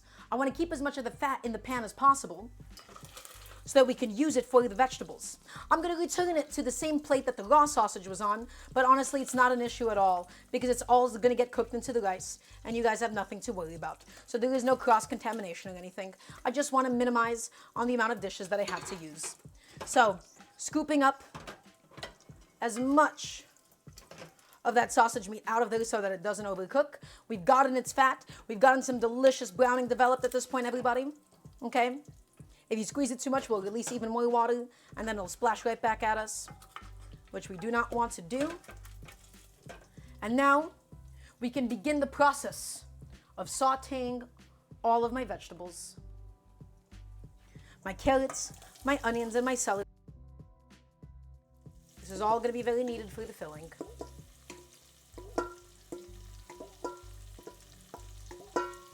Let's get it in there. Let's mix it up with the fat. And everybody, all of those little tiny dried proteins at the bottom, the vegetables are naturally going to release a little bit of liquid that is going to allow us to redissolve the proteins, to unstick anything that is stuck at the bottom, and get it integrated back into the food. So really, really scrape it up. Take advantage of all of that liquid at the bottom. Scrape up the sides, scrape up the edges. Let's collapse and cook those vegetables. And I think I have no more use for the spider, so that's also going to go ahead and get put away. Cook it up, cook it up, cook it up. Move it around. We're going to get some really beautiful color developed onto it. Okay, so my poblanos are done. These guys are prepped. I'm just going to get them moved over to a different plate so that I can still use my work surface just fine. A lot of components today. Oh, Tropical Traveler, thank you so much. That's very sweet of you. I hope you have a lovely night. I hope you're able to rest well, and it's very nice having you stop by. So it's really, really appreciated. Okay. That poblano, ooh, that one is delicate. That one is very, very, very delicate. Come on, buddy. Up we go. Thank you very much. Probably cooked that one a little too long, but that's okay. Oh, and some skin that I seem to have missed out on. There we go. My poblanos, they can safely go behind me. They can safely go away for now. And what do we have left to do? Well, we got to get the garlic out of the head and in with the cherry tomatoes, and that's going to get sauteed for my sauce. We'll be working on the sauce while the rice is cooking. Okay, so vegetables, let's move it around. As you guys can see, let me show you. The process of sauteing vegetables, it takes a little bit of time. Why? Because the vegetables have released a lot of water inside of the pot. They're not sauteing anymore. We want to, same as the sausage, we want to evaporate all of the excess moisture from the vegetables, and only then can they return to a proper saute. Now, I got my cherry tomatoes. I have my garlic. Chef, can I ask a random garlic question? By all means, go ahead. We're here to ask any and all food questions today. So, I have my roasted head of garlic. It's sweet, it's aromatic, it's really, really delicious. We're going to go ahead and put on a couple of gloves and squeeze out each and every single one of those cloves with my charred cherry tomatoes. And say that the skin releases pectin. Is this an op or is this kind of true? I don't think that's true, Tarina. I am not sure if the garlic skin releases significant enough pectin. So guys, take a look what happens. Oh, hold on. Take a look. Look at these beautiful, soft cloves of roasted garlic just popping on out. That's why we wanted to cool it enough that we can handle it. But look at those cloves. Golden and sweet. And not at all pungent. You could eat this basically just as it is.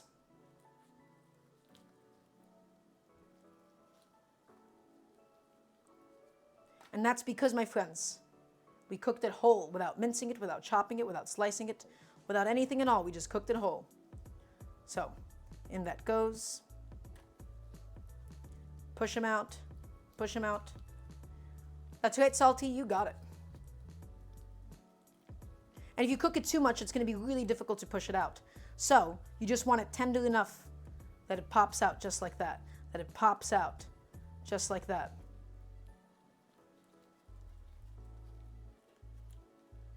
Ooh, beautiful. Beautiful. Beautiful. And there you go. Guys, all of that is just going into the sauce for today. That's all just for the sake of a good sauce. Okay. Done. That's an entire head of garlic, beautifully roasted, and we can just have one as a treat. Guys, I'm telling you, no pungency, just sweet, sweet roasted garlic goodness. Back to the stove. My veggies are going. We can't forget about them. Look at them go. Just now, only now, are they gently beginning to enter the sauteing process. It took a little bit because we had to evaporate and get rid of all of that excess liquid, guys. So, what's the order of operations? Vegetables, they got to cook a little bit longer. We had the sage, we had the garlic, we had some white wine, we had the sausage. Then, we're going to be doing the rice in a separate pot. And I have a really good reason for that. It's because in a non-stick pot, we actually don't develop as much of a crust on the bottom of the rice.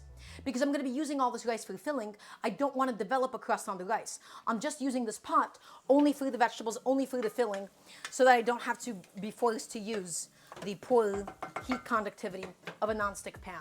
Okay? And I'm going to go ahead and have a little sip of water. We also got to get the cheese grated up a little bit. We're stuffing the Poblanos. We got a lot of work ahead of us today. We're still going. Okay. My cutting board, it's wiped off. Let's go to my cheese.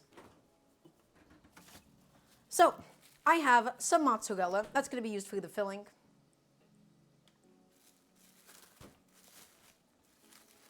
I'm going to grab my box grater. And we're going to get this bad boy grated up into some nice big shreds. I guess I could just use the same vegetable bowl.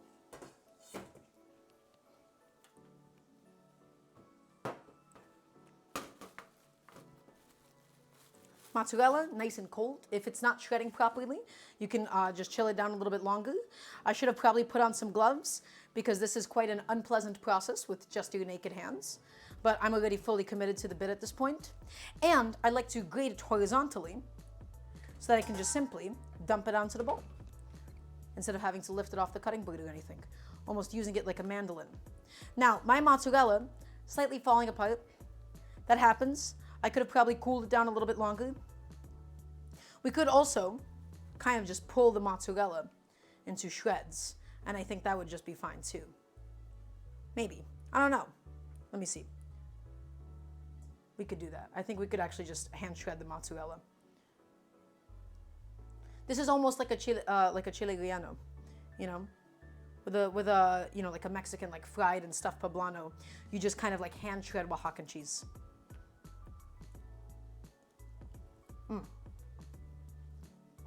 Love mozzarella. You can't complain about that too much. Okay, I think it's just gonna be better for me to tear it into big shreds like this. But I gotta stop snacking on it. Because I've gotta save some for the cooking. Shred it up. Shred it up. Shred it up. Awesome. Just take that big block. Shred it up, guys.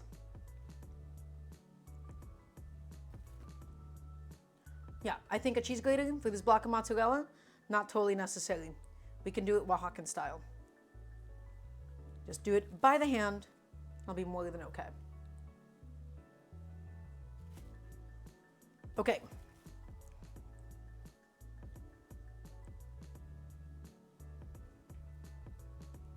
Okay. I know I'm not actually showing this in front of you all, so this is going to be a little better. Show it off like this. But yeah, ultimately, that's just because I'm using I'm not using like a low moisture mozzarella. This is a full moisture block of mozzarella. It tends to be a little bit wetter. The rice is going to do a good job of soaking up excess liquid. But we can get a little bit more cheese in, and that'll be good.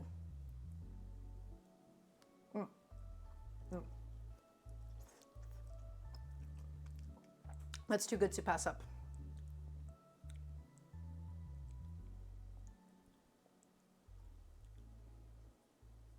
There you go.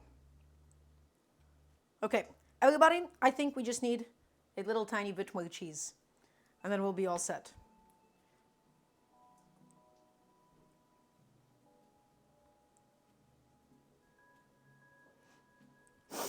There you go. That looks quite good. Maybe even a little bit more. Chef, did you go to culinary school, or how did you learn to cook? GCM 707. I never went to culinary school. I am entirely self-taught. I've been cooking for my whole life, essentially. Now, I have some mozzarella stuck in here as well, so we'll just get that back out. But yeah, I've been cooking my whole life. GCM, welcome on in. I hope you're having a really beautiful day today. Okay. My spaghetti squash. 2 more minutes till we can pull it out. And when we pull it out, we've got to let it cool down for a little bit. Honestly, with how much work we have, I probably should not have even done the spaghetti squash. We have so much other stuff going on today. Okay. Move it around, move it around, move it around.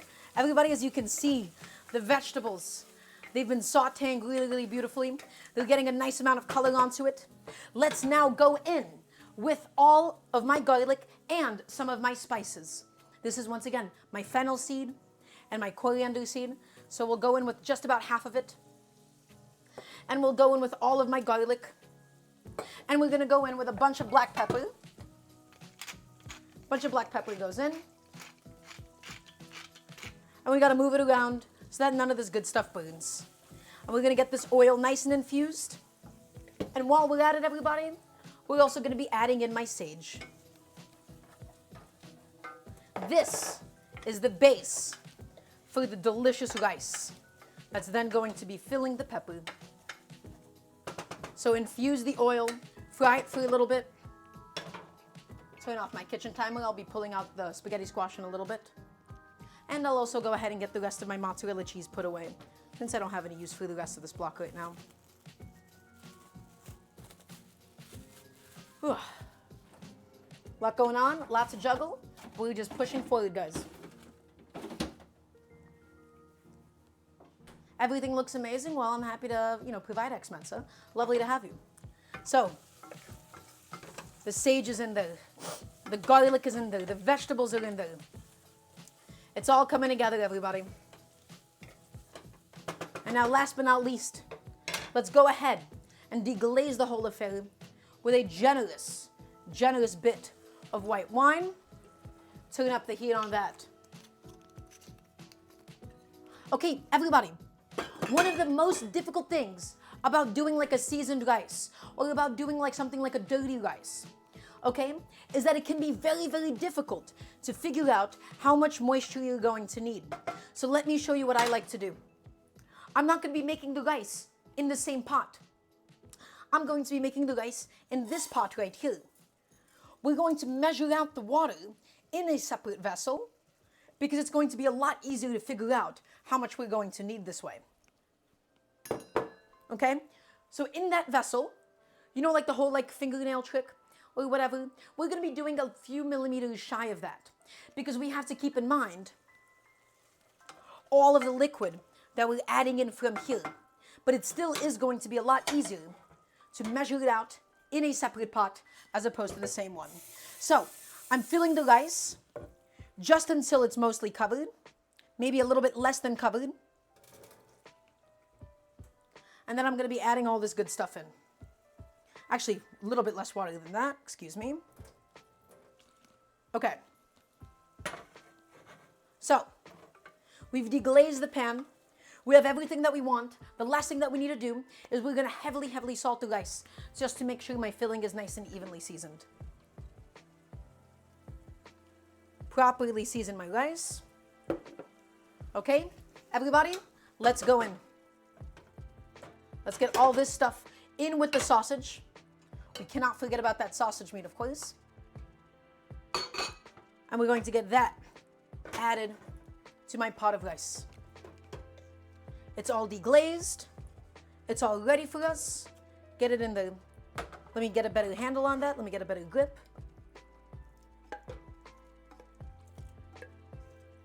There it goes. There it goes. It all goes in. And we're just going to mix it through. Ooh, it's kind of difficult lifting that pan like that, I have to say. Mix it through. Mix it through. Mix it through. Get it all in there.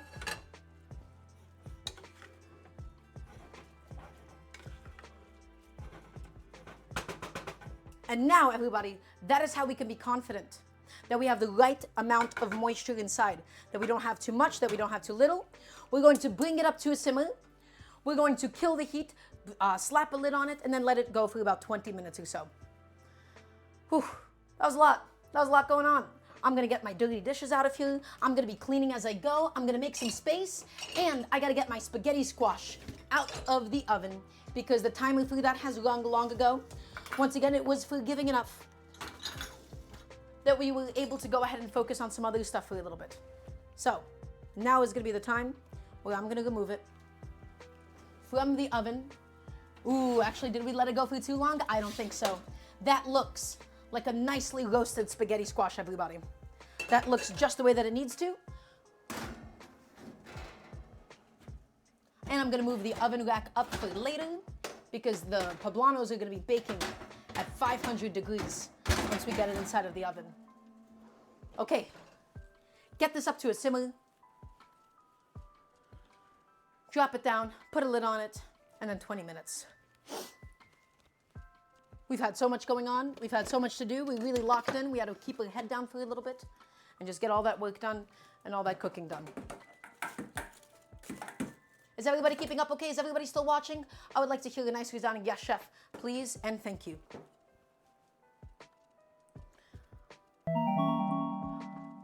Also salty. Thank you so much for the 80 bits. It's very appreciated. So, it's come up to a simmer, as you all can tell.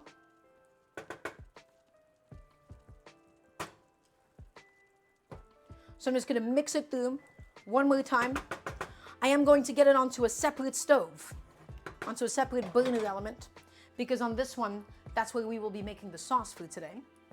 So I'm going to get my spaghetti squash over here to cool off. I'm going to get this guy over here. And on this burner, everybody, we get to begin my sauce. Drop it down, put a lid on, 20 minutes. Saucepan goes on here.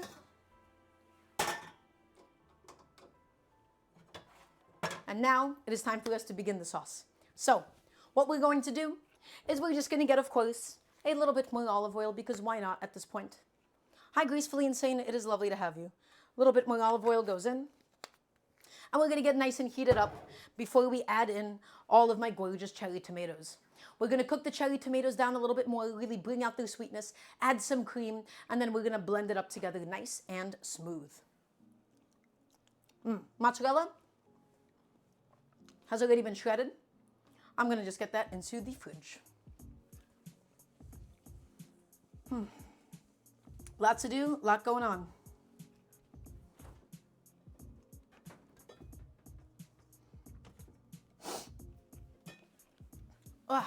My filling, that's cooking, 20 minutes. My sauce, we're just gonna be heating up the oil. We're gonna be getting a little bit of color on my tomatoes, on my garlic, and then we'll be cooking it down and blending it together with some of the heavy cream. We're gonna be stuffing the poblanos. We're gonna be baking it off.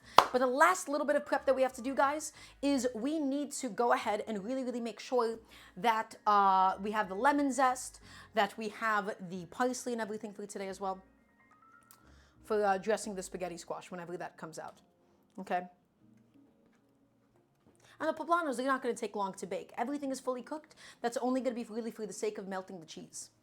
So, I have my parsley leaves. We got to pluck them. Get them off the stems. And this is, again, just going to be used for dressing the spaghetti squash.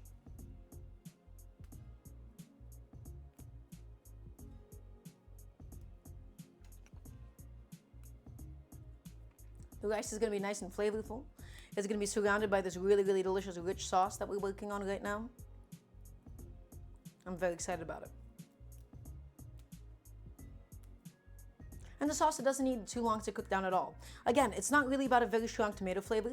Cherry tomatoes, you don't need a lot of time to really bring out their sweetness. These were exceptionally sweet as it is. So we're just going to be doing that to just soften them up properly. Okay? I don't need those sage leaves, actually. Pluck that, awesome.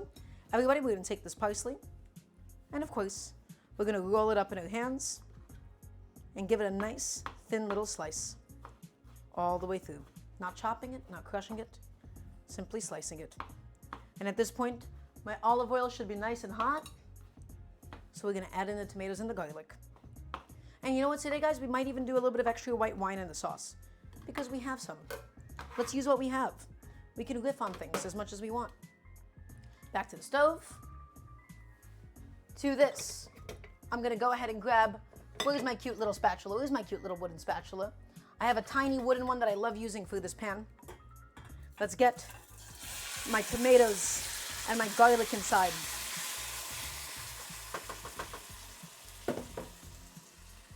Get a little bit of color on there for a second. Get the flavor of the olive oil throughout.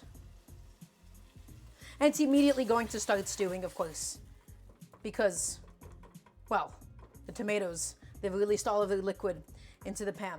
So you know what, guys? Let's do the white wine. Let's go in with it. Where's my bottle of white wine? Let's go in there with a nice generous splash. All we gotta do is cook it down. We gotta boil it down. We gotta get the vegetables. We gotta get the tomatoes nicely softened. And we gotta get it nice and reduced. And then we'll add in the heavy cream. And we'll add in, of course, at this point, a little bit of salt. But for a blended sauce, what's really, really nice is that we can always add more salt at any point in time. So it's not too important for us to get the salt in now. And I'm gonna get as much of that tomato liquid in there as possible. Gorgeous. We're waiting for the squash to cool down enough. Once the squash is cooled down enough, we'll be able to shred it up and turn it into a side dish for you today. What else do we have left to do, everybody? Let's zest my lemon. So, microplane. Lemon, really simple. I'm starting at the base of the microplane at the top of the lemon. As I am pivoting the microplane, I'm also pivoting the lemon so that we use the full surface, so we just don't use the center. Guys, if you just do this motion, if you just do this without dragging it along, you're only gonna get this part of the microplane dull. This is good form, this is good practice to ensure that your tools last you a long time by evenly dulling them. It's a very, very small optimization, but this way we get the most out of our kitchen tools. Okay, all of that lemon zest, that's going to be used for the butternut spaghetti squash. Keep mixing it up. Okay, next, we're gonna slice the lemon in half and get that ready for juicing later on. But right now, everybody, I don't have any more use for this until actually the Parmesan cheese.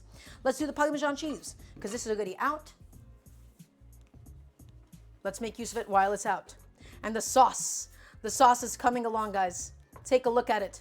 The cherry tomatoes, the roasted garlic, it's looking exceptional. I'm gonna go get my Parmigiano Reggiano. My filling has about 15 minutes more left on it. And then we'll go ahead and clean off some of my tools. Okay, I should do this over a small bowl. I don't know why I'm doing this like this. Let's get a little bowl out, and let's go ahead and get a nice mountain of Parmigiano Reggiano for today. I wanted it dressed up with the pine nuts, with the lemon zest, with the parsley. Very, very fragrant, very floral.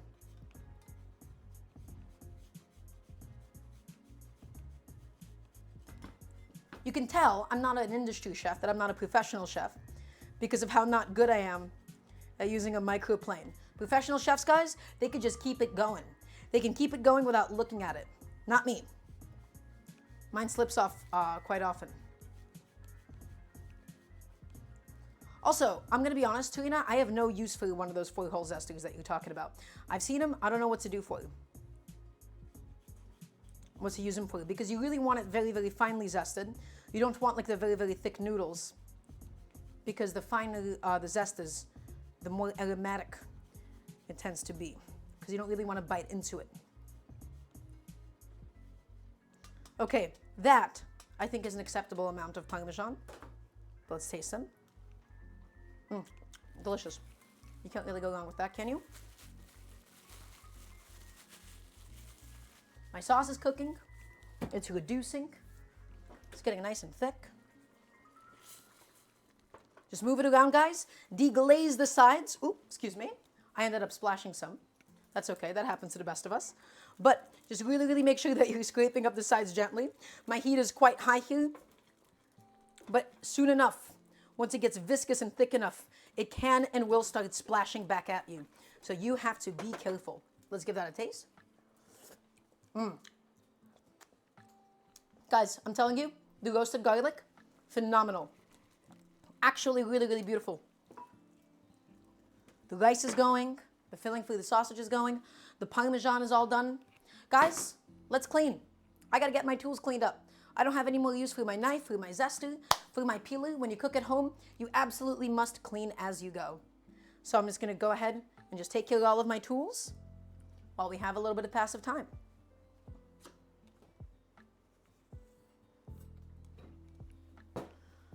Okay, tools, got to clean them off. My sauce is cooking though. It's coming along, it's looking delicious at this stage.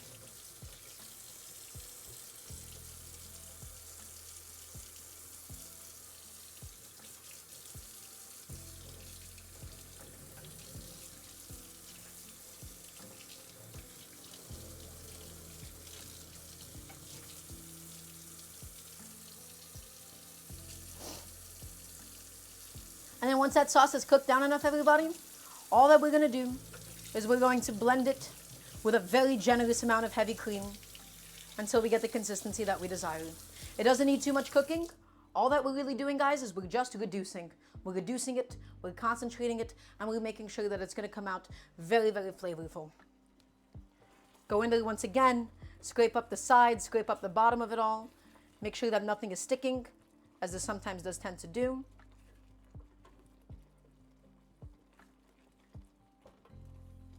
Especially when it's so thick, when it is full of all of the pectins from those tomato skins.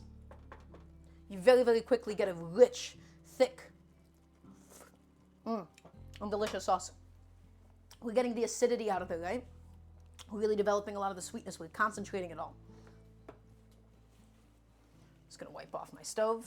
And my heat is still really, really aggressively high, which we do not want for this.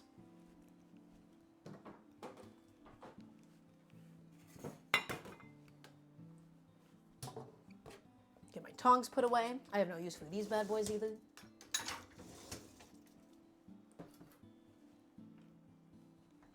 Okay, everybody, how are we doing? Well, doing good?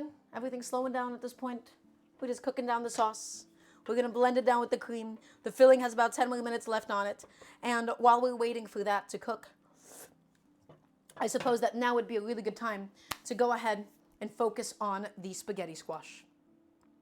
Because once again, for the spaghetti squash, all we got to do, we just got to tear it up.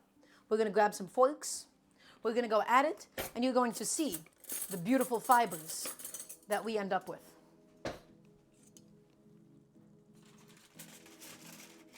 So there it is, my really, really nicely roasted spaghetti squash. It's ready to go for us.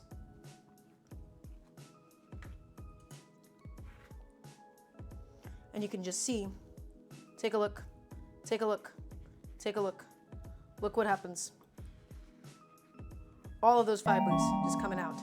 And ARC317, thank you so much for the sub. Now, only thing is we gotta make sure that we have a place to put it after we shred it up. And I'm babysitting my sauce to make sure that nothing is scorching, to make sure that nothing is burning on the bottom or anything. But I gotta get myself a nice little bowl that we're gonna dress it in. Where's my paper towels at? I've lost my towels. Thank you. In fact, I'll just do it in this serving dish, because this is where it's going to be served up anyways. So, spaghetti squash. Take a look. It just comes right on out. Just like that. Nice and tender, but still a little bit of firmness to it. Let's give that a taste. I love spaghetti squash. And when you roast it like this, you get rid of all that excess moisture, so it's not soggy. There you go. Out it comes.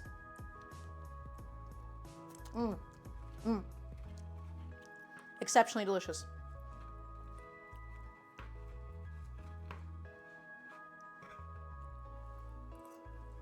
I'm gonna end up eating all of it instead of saving any for the side dish.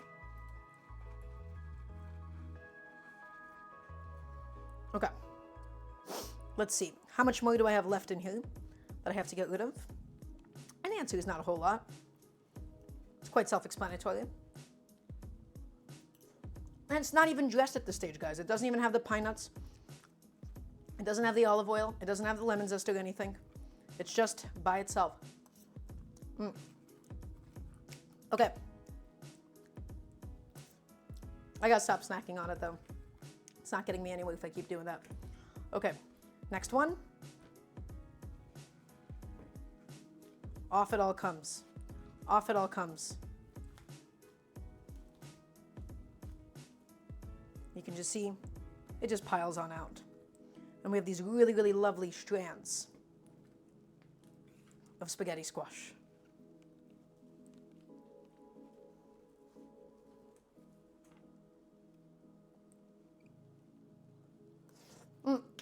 This was just 400 degrees for about 50 minutes.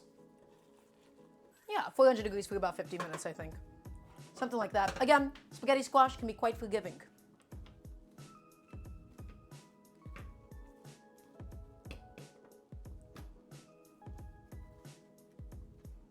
Okay.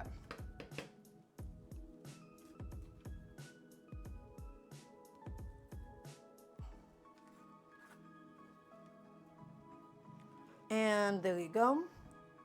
I think that's just about done. I'm being quite messy today. I'm beginning to like throw things around the kitchen at this point. Okay, guys, spaghetti squash. That's all processed. That's all set for later. I'm not gonna go with the dressing immediately. I'm just gonna keep it nice and covered.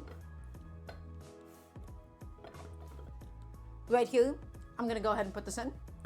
And yes, I would generally say, Turina, the separate learning curve absolutely is worth it. So, that, my friends, is now officially done cooking.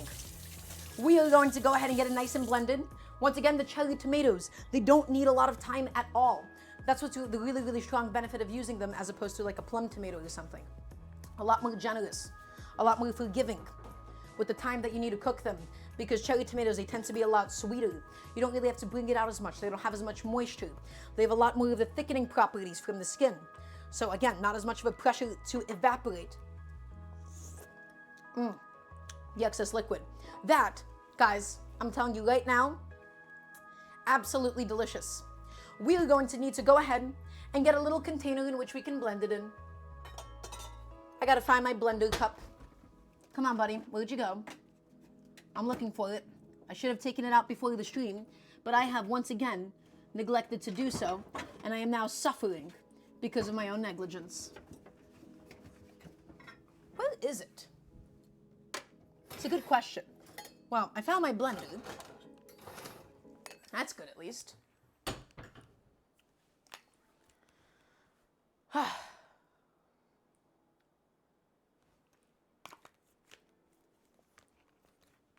I don't know where it is. I don't know where my blender cup is. I'd really like to find it.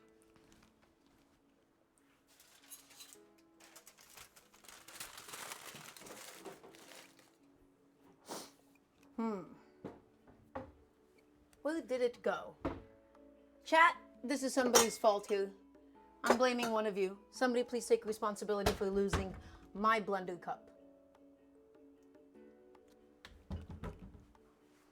So, who's it gonna be? Who's taking responsibility? It was you. I knew all along. Well, thanks for taking one for the team. 4 minutes until the filling is all done. It was all of us. Oh, well, that's no fun. Then I don't have anybody to blame anymore. Okay, guys, I gotta find this blender cup. It is imperative so that I can actually, blend the thing. Otherwise, I'm gonna have to use like a deli cup or something. All right, fine. This is gonna be roughly a good enough shape. That's gonna do just fine. I'm on a schedule. I got places to be. I got things to do, and we've got to cook. So, blender cup right over here. I'm just gonna go ahead and get that filled up, and then we're also gonna get some heavy cream in there and get it all done.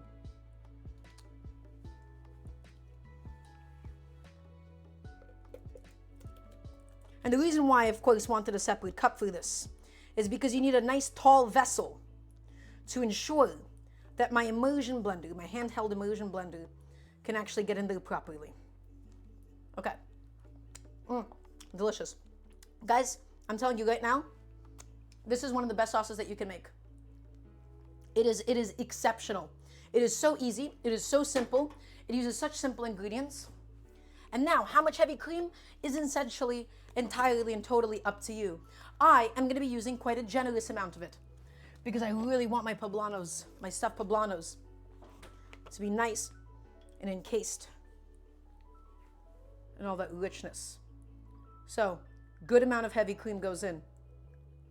This is a very, very unorthodox tomato cream sauce that we're doing. And now, we just gotta blend. That's all we got left to do, guys. So guys, 2 minutes away from being completed. I'm gonna get my cutting board set up on the stove so that you guys could see the blending process.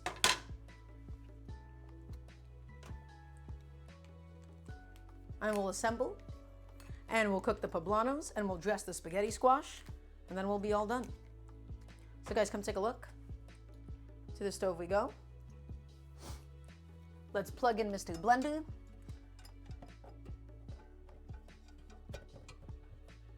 Let me also make sure that I have a place to put the blender top whenever I'm done, as I like to have. Oh no, guys, the rice is done though. Okay, really quickly, before we blend, we gotta focus on the rice. So, the filling is completed. I'm turning off my timer. I'm making sure that my oven, we're gonna go up to about 500 degrees for this. When we actually go in there to bake the poblanos, because the goal is just to get the cheese melted in there as fast as possible. I'm gonna have to show you all the delicious filling that's gonna go inside. So, we're gonna have to take a break from this for a moment. I'm gonna show you this instead. Guys, take a look at that. The rice is perfectly cooked. I'm just going to fold it through to make sure that it's all evenly distributed, to make sure that nothing is clumped up. All of this is going to get put into the poblano with the mozzarella cheese. This by itself already is a delicious meal. But we're not done yet, everybody. Okay, so I folded it through a few times. I'm going to give it a little taste. I'm going to taste it for seasoning. We're going to add some more rice. We're going to add other things, or add some more salt as needed, excuse me. That sage. Guys, oh my God.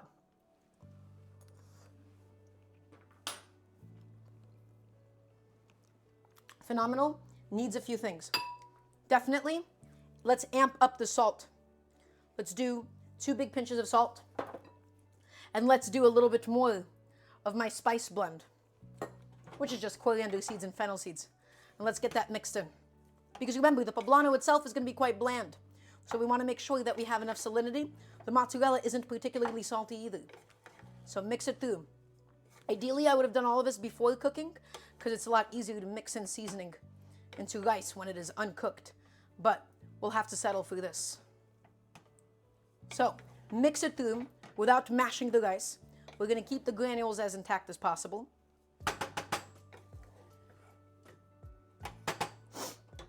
Okay, let's give that another taste for some seasoning, for some salt.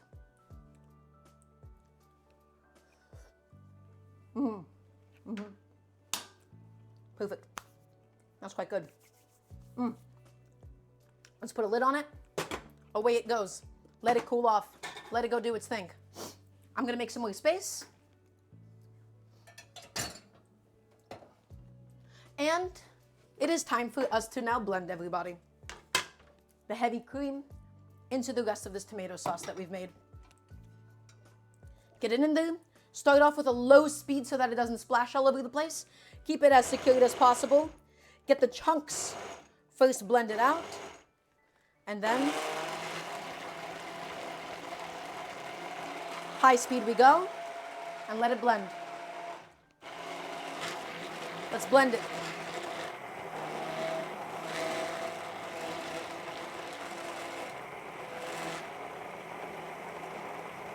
Blend it up. Let's get it nice and smooth. Let's get it nice and silky. It's going to be slightly orange. It's going to be really, really creamy. Move it up and around. Get the skins, get the seeds. Get it all incorporated.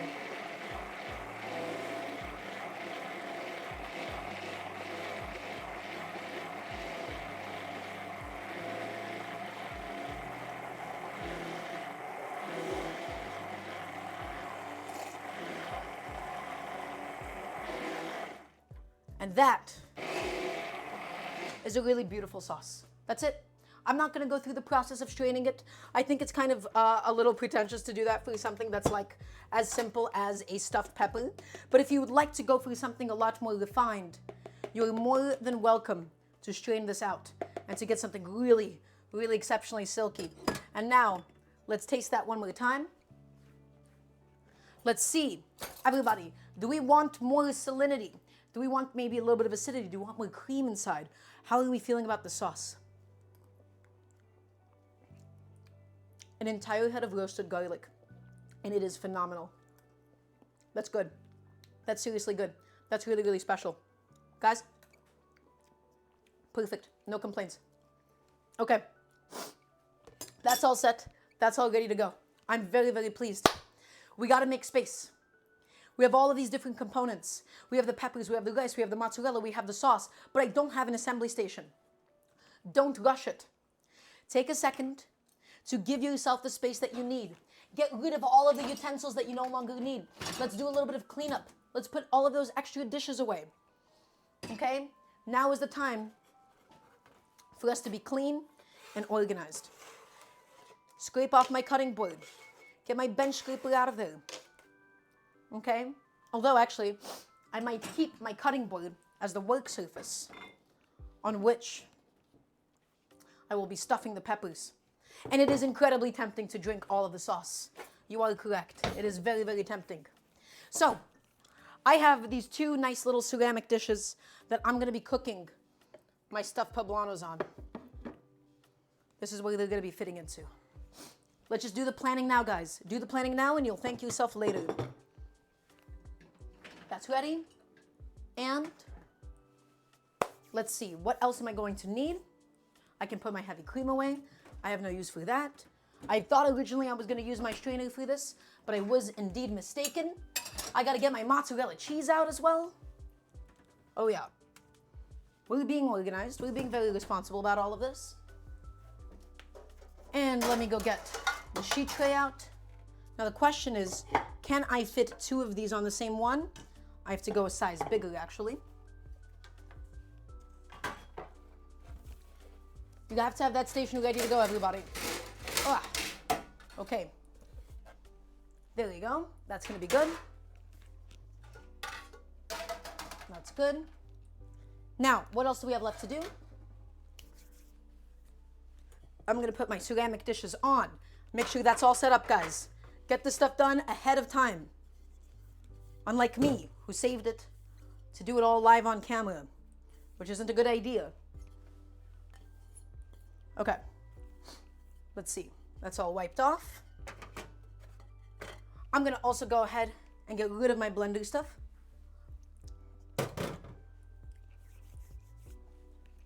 Just make sure that's all packaged away, guys. Again, we're just doing this in the interest of maximizing space. So, I believe it's time for us to begin stuffing. If everybody is ready, I want to hear a nice resounding yes, chef, please, and thank you from everybody watching. We've got all the stuff that we don't need put away. This is all quite elaborate, isn't it? Let's get the mozzarella cheese out of the fridge. It's already out, it seems. Okay.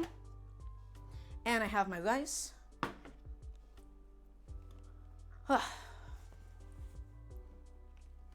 Okay.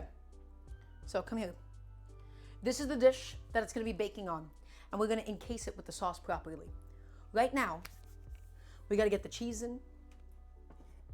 Let's go get a coaster for this. And let's get a towel undo this. Okay.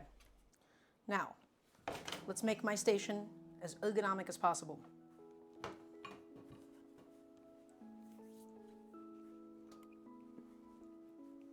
Here's my rice. It's flavorful, it's herbaceous, it's really, really special. We have to be gentle. We have to be delicate. We do not want all of this stuff to fall apart. So, let's get a nice wooden spoon. And let's also give the rice another taste at this stage.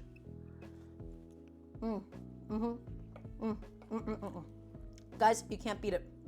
This filling, you really can't beat it. Okay, for this, I am gonna tie up my hair because we gotta focus. We've gotta lock in. gloves on, just to make this process as least messy as possible.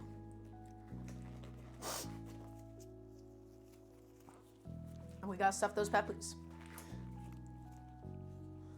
Let's grab a pepper and let's gently get it into a hand, just like this. Lay it open, get a nice big scoop of filling, and lay it. Oh, hold on. Come on, I gotta get that inside. There you go. Just like this. Just like this.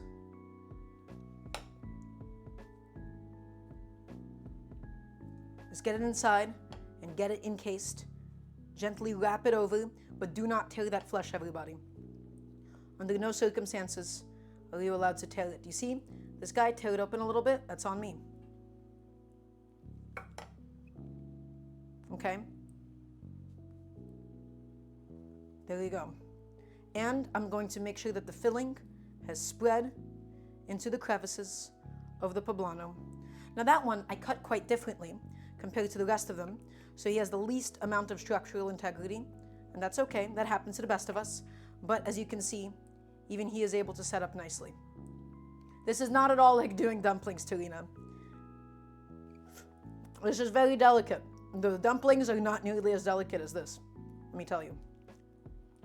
This guy, he's going to be a tricky one. He's going to be a difficult one to stuff, let me tell you. But we're going to do our best. Now, stuffing a pepper, it's a little tricky, as you can tell. Especially because I think I ended up overcooking mine, so they're a bit softer than I would have intended. I actually don't think not doing this in your hand, when it's this soft and it's delicate, is the best way to go for it. So get it in there, get it into the crevices, and get it filled up. Get it filled up. There you go. Just like this. And we gotta leave some room for the cheese, of course. Okay, guys, that looks pretty good, I think, don't you think? Not that I need the validation, but I am quite confident that this looks good.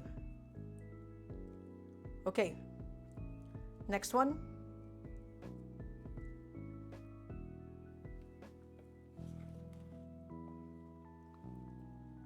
Okay, in she goes, and open this side up. Open that lip up, flap, flap. I don't know why, I'm sorry. That was not intended to be so. Anyways, get it in the, get the rice inside. I'm pretty happy about this and how it's going so far. And we can get a little bit more packed away into that crevice. Okay, and a little bit more. Look, guys, it's difficult to not make inappropriate jokes when you're stuffing a bell pepper, okay? I'm resisting every bone in my body. Not that one. Okay, in it goes. Open it up, get it in the...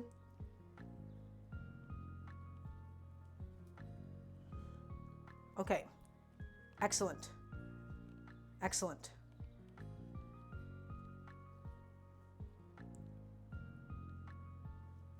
And another big spoonful of filling goes in. And another one for this guy. This one can accommodate quite a bit. A size queen. Sorry. I'm over it, guys. I can't help it anymore. I can't help it anymore. I'm sorry. I've completely broken. It's fine. Okay. Okay, this is fine. Okay. The peppers, I think they're all stuffed. I'm never saying that on stream again. Oh no, that's not good. Okay. Well, the peppers are stuffed. That means the last thing we have to do is top them off with the cheese. It's gonna be easier to top it off with the cheese once I get it transferred onto the baking vessel though. So guys, come take a look. We're gonna go here and we're going to very, very gently place each of these bad boys on.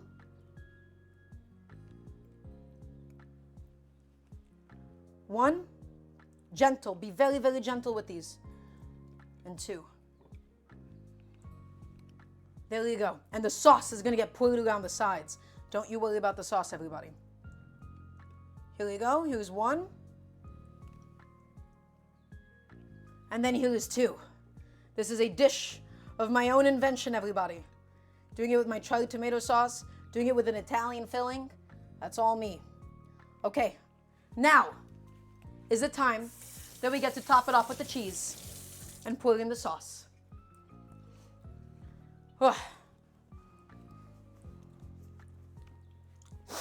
Well, actually, do we want to do the cheese all the way around the pepper? That is the question. Do we want to do cheese all the way around and completely cover the dish? Actually, let's do one of each and see which one comes out better. So, this is if we were to stuff it with cheese. I'm just taking these shreds of mozzarella and putting them inside. I'm putting them right on top, just like this. Taking these shreds of mozzarella and putting it inside. There you go. There you go. All of it open to the surface of the oven so that it may get nice and golden on top. Okay? And then for the other one, we're going to do sauce around the sides and then the cheese just directly on top of all of it. And we'll see which one we like more. Okay. Sauce time, everybody. I'm just going to gently pour this stuff around. I'm going to gently pour it around so as not to cover the peppers in the sauce, but only so that they are bathing in it, but the top's exposed a little bit. Okay, and over here, I think that's going to be more than okay in terms of sauce. And now let's do this guy. Get the sauce in there. Whoop, hold on. Get the sauce in there. Okay, this one, I'm not so lucky on, I have to say. Get the sauce in there. Okay, maybe I should have done that before. Okay, let's see. Get the sauce in there. There you go. Okay. Delicious sauce. And now, everybody, last but not least, mozzarella on top for the other guy. Where's my cheese? Where'd my cheese go? Oh, there it is, on my stove. We'll just load it up with the mozzarella, just like this, like a pizza.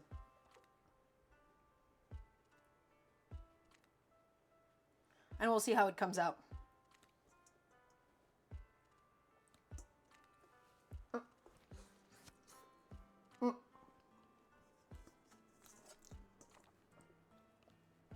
There you go. Guys, that looks pretty good, I think, don't you think?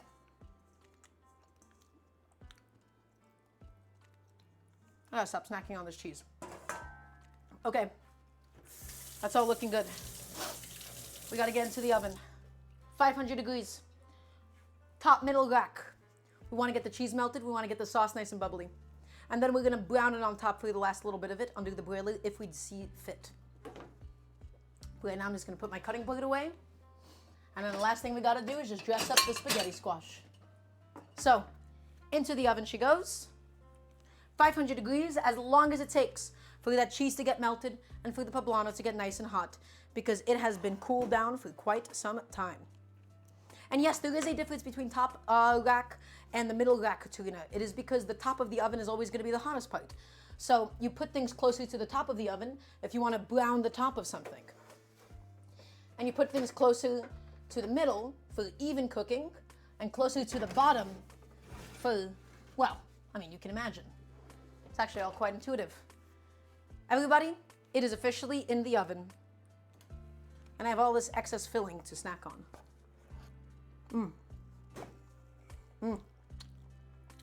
Let me tell you, the fennel seeds, the coriander seeds, you can't beat it.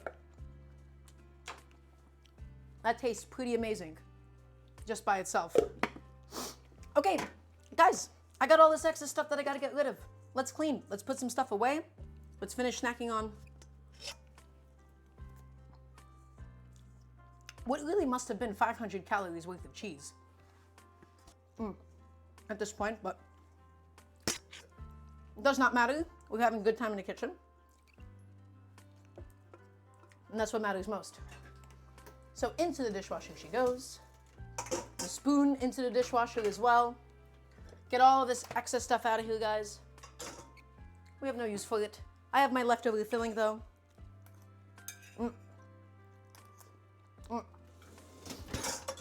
Yeah, you guys have no idea how much I can eat. Well, maybe you do have an idea. clean up my station, wipe it all off, and then we'll finish dressing my spaghetti squash while all that good stuff is just baking away.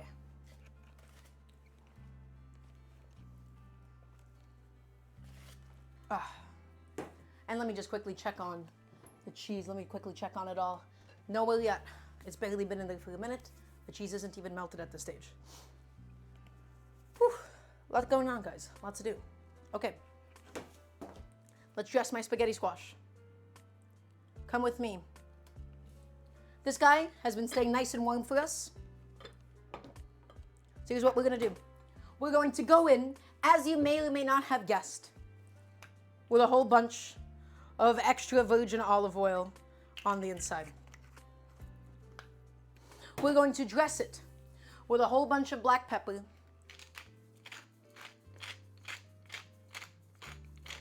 and kosher salt, and mix it through, as well as with the lemon zest and the parsley. Black pepper goes in, salt goes in, lemon zest, and parsley. And now, let's mix it through, and then we'll top it with the pine nuts. And we'll get the lemon juice in there in a second. But right now, guys, I'm just simply going in there and just breaking up those fibers the best that I can. They're really, really long though, so it makes it quite tricky. So do the best that you can.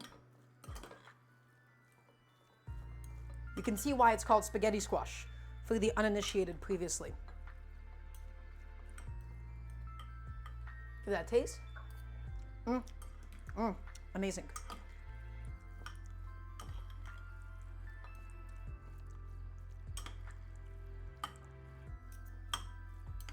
Give that another taste, of course, in just a second. It is a very fun texture. Give that, I gotta keep tasting it, don't I? Salinity is quite good. I'm quite confident that we got the salt evenly mixed in here. And now, I am way too lazy to go and get my citrus press, but we're not going to need too much lemon juice at all.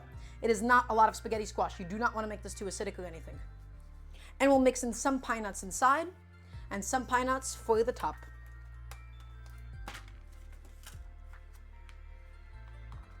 So some pine nuts go inside.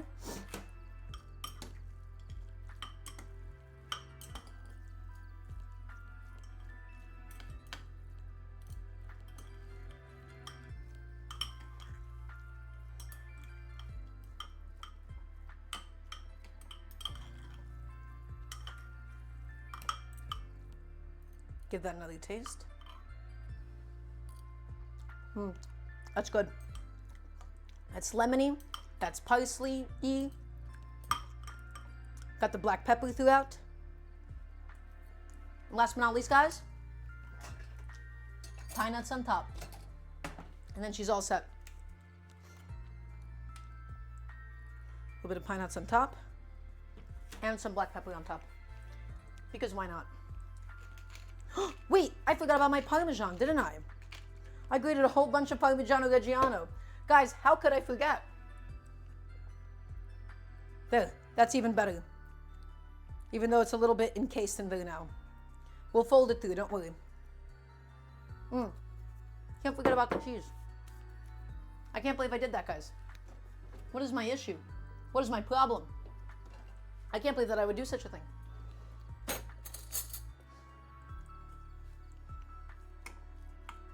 There you go.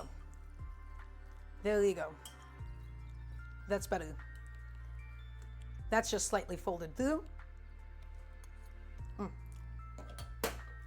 Now we could do probably a little bit more black pepper on top once again. There you go. Okay.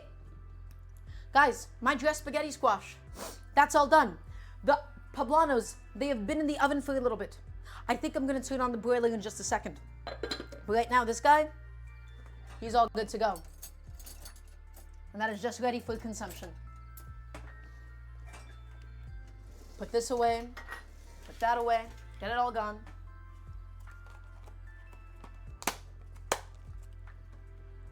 Get my pine nuts. Store it out. Okay. Ah. And the poblanos, the cheese is all melted. It's all heated through at this point.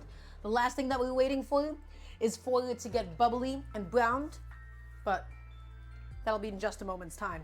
My olive oil can get put away. Guys, we've done it. We've done all the heavy lifting. We've done all the hard work. So, everybody, how are we feeling? Are we excited? I see that quite a few of you are hungry at this juncture. And for that, I don't really think I can blame you too much, because I'm hungry too. And I'm really, really excited to be able to go at it.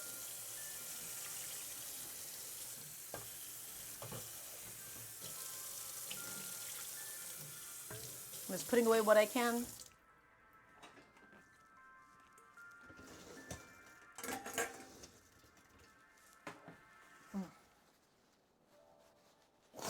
Ah, okay. What do I got to do? Well, we got to take some plates out, don't we? I got to take a little plate out on which I could eat my gorgeous poblano. And I'm going to show you guys what it looks like at the stage.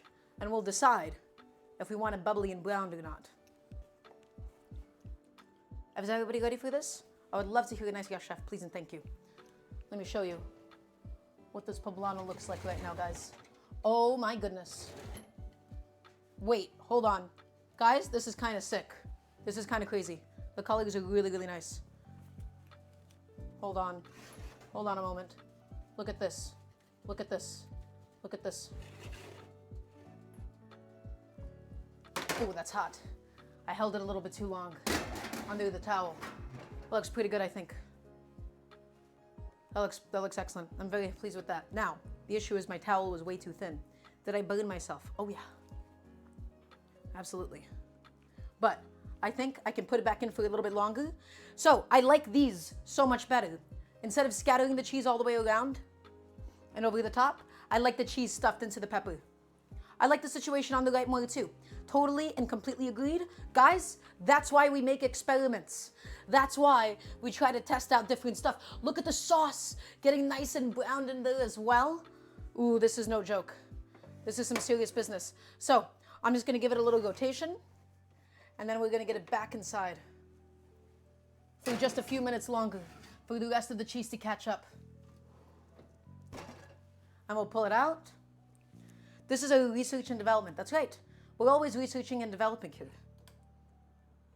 We're always trying to do new stuff.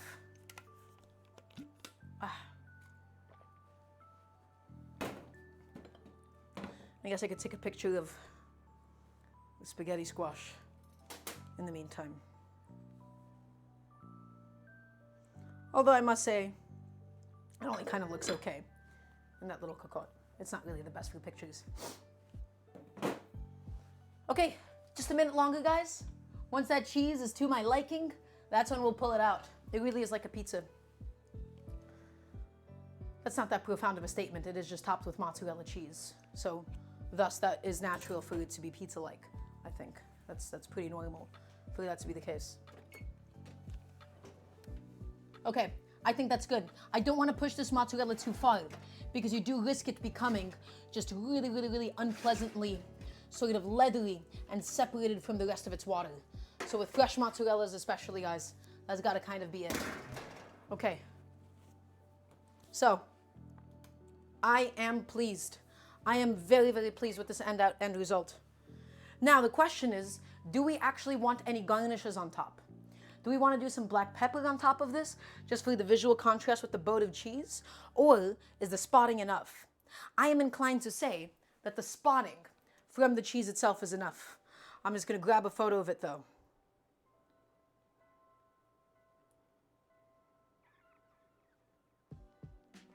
And let's see if I can't scoop it out nicely.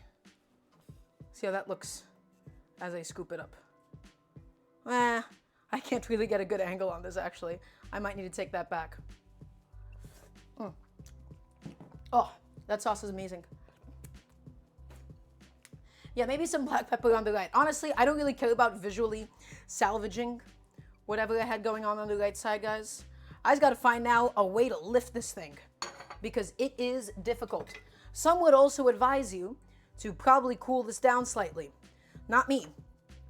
But look at that. With the filling and the cheese together, guys, it's all mostly holding together. That's amazing. There you go. Oh my god, a cheese pull, pog. Sorry. I don't like cheese pulls that much. Okay.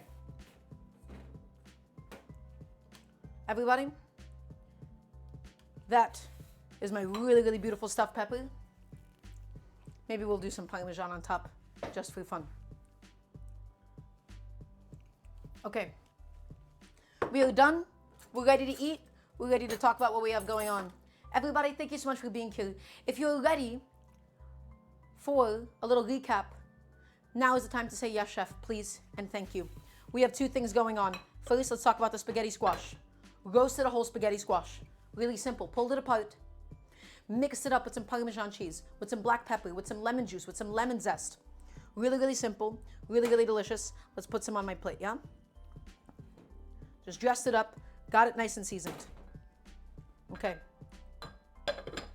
Next, alongside it, also some pine nuts, don't forget that. Stuffed poblanos. We charred poblanos.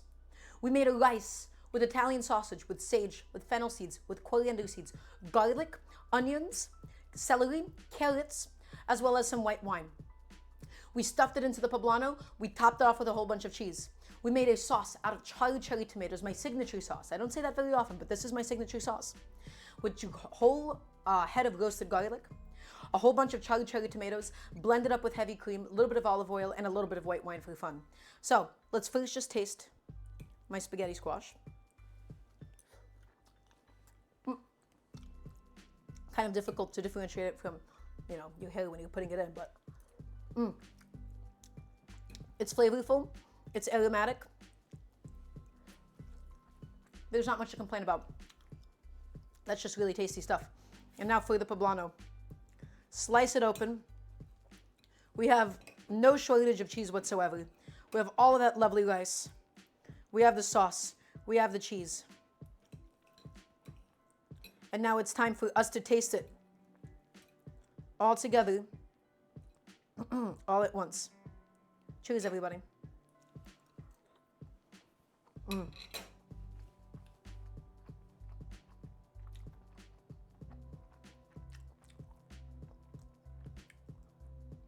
Damn.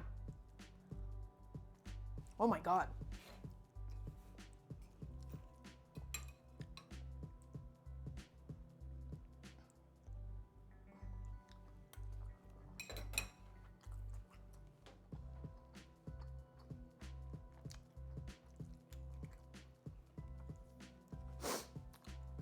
I'm gonna brag for a second.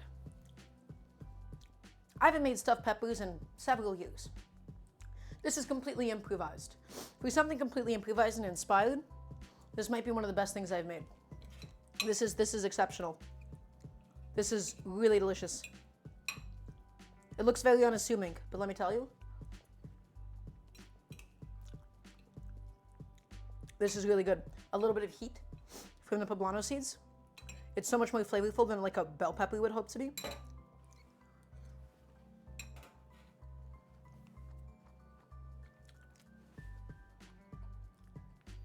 I think I nailed the filling. The filling, it can't be beat. It actually cannot be beat.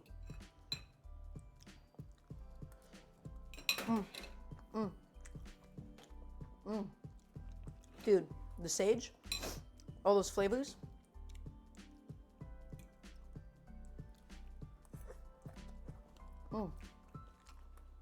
That spaghetti squash, nice and light, nice and flavorful. I'm good. I'm happy.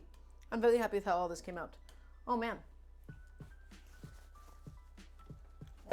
Well, everybody, that's it. I'm gonna enjoy the rest of this off camera. Thank you all for being here. Thank you all for stopping by. If you would like to support the show, please, please, please. The Patreon is the best way to do so, or you can type in !tip or !donate. But the Patreon, that's the best place to go if you'd like to directly support the cooking show. I need your help to be able to make this happen. I need your help to be able to, get the ingredients. every single week for this. And maybe the money will also get me a haircut. I'm kidding. I have money for the haircut. So maybe hopefully by next week I'll finally get one. Everybody, thank you for being here. Thank you for stopping by. I appreciate every single one of you. Join the Discord if you haven't already done so. Please subscribe if you can. That's also nice. I'm going to see you next week, Sunday, 5 p.m. EST, every single Sunday, here on twitch.tv/DaramgarTV. And be well, be safe, and I hope you have a good rest of your week. Goodbye.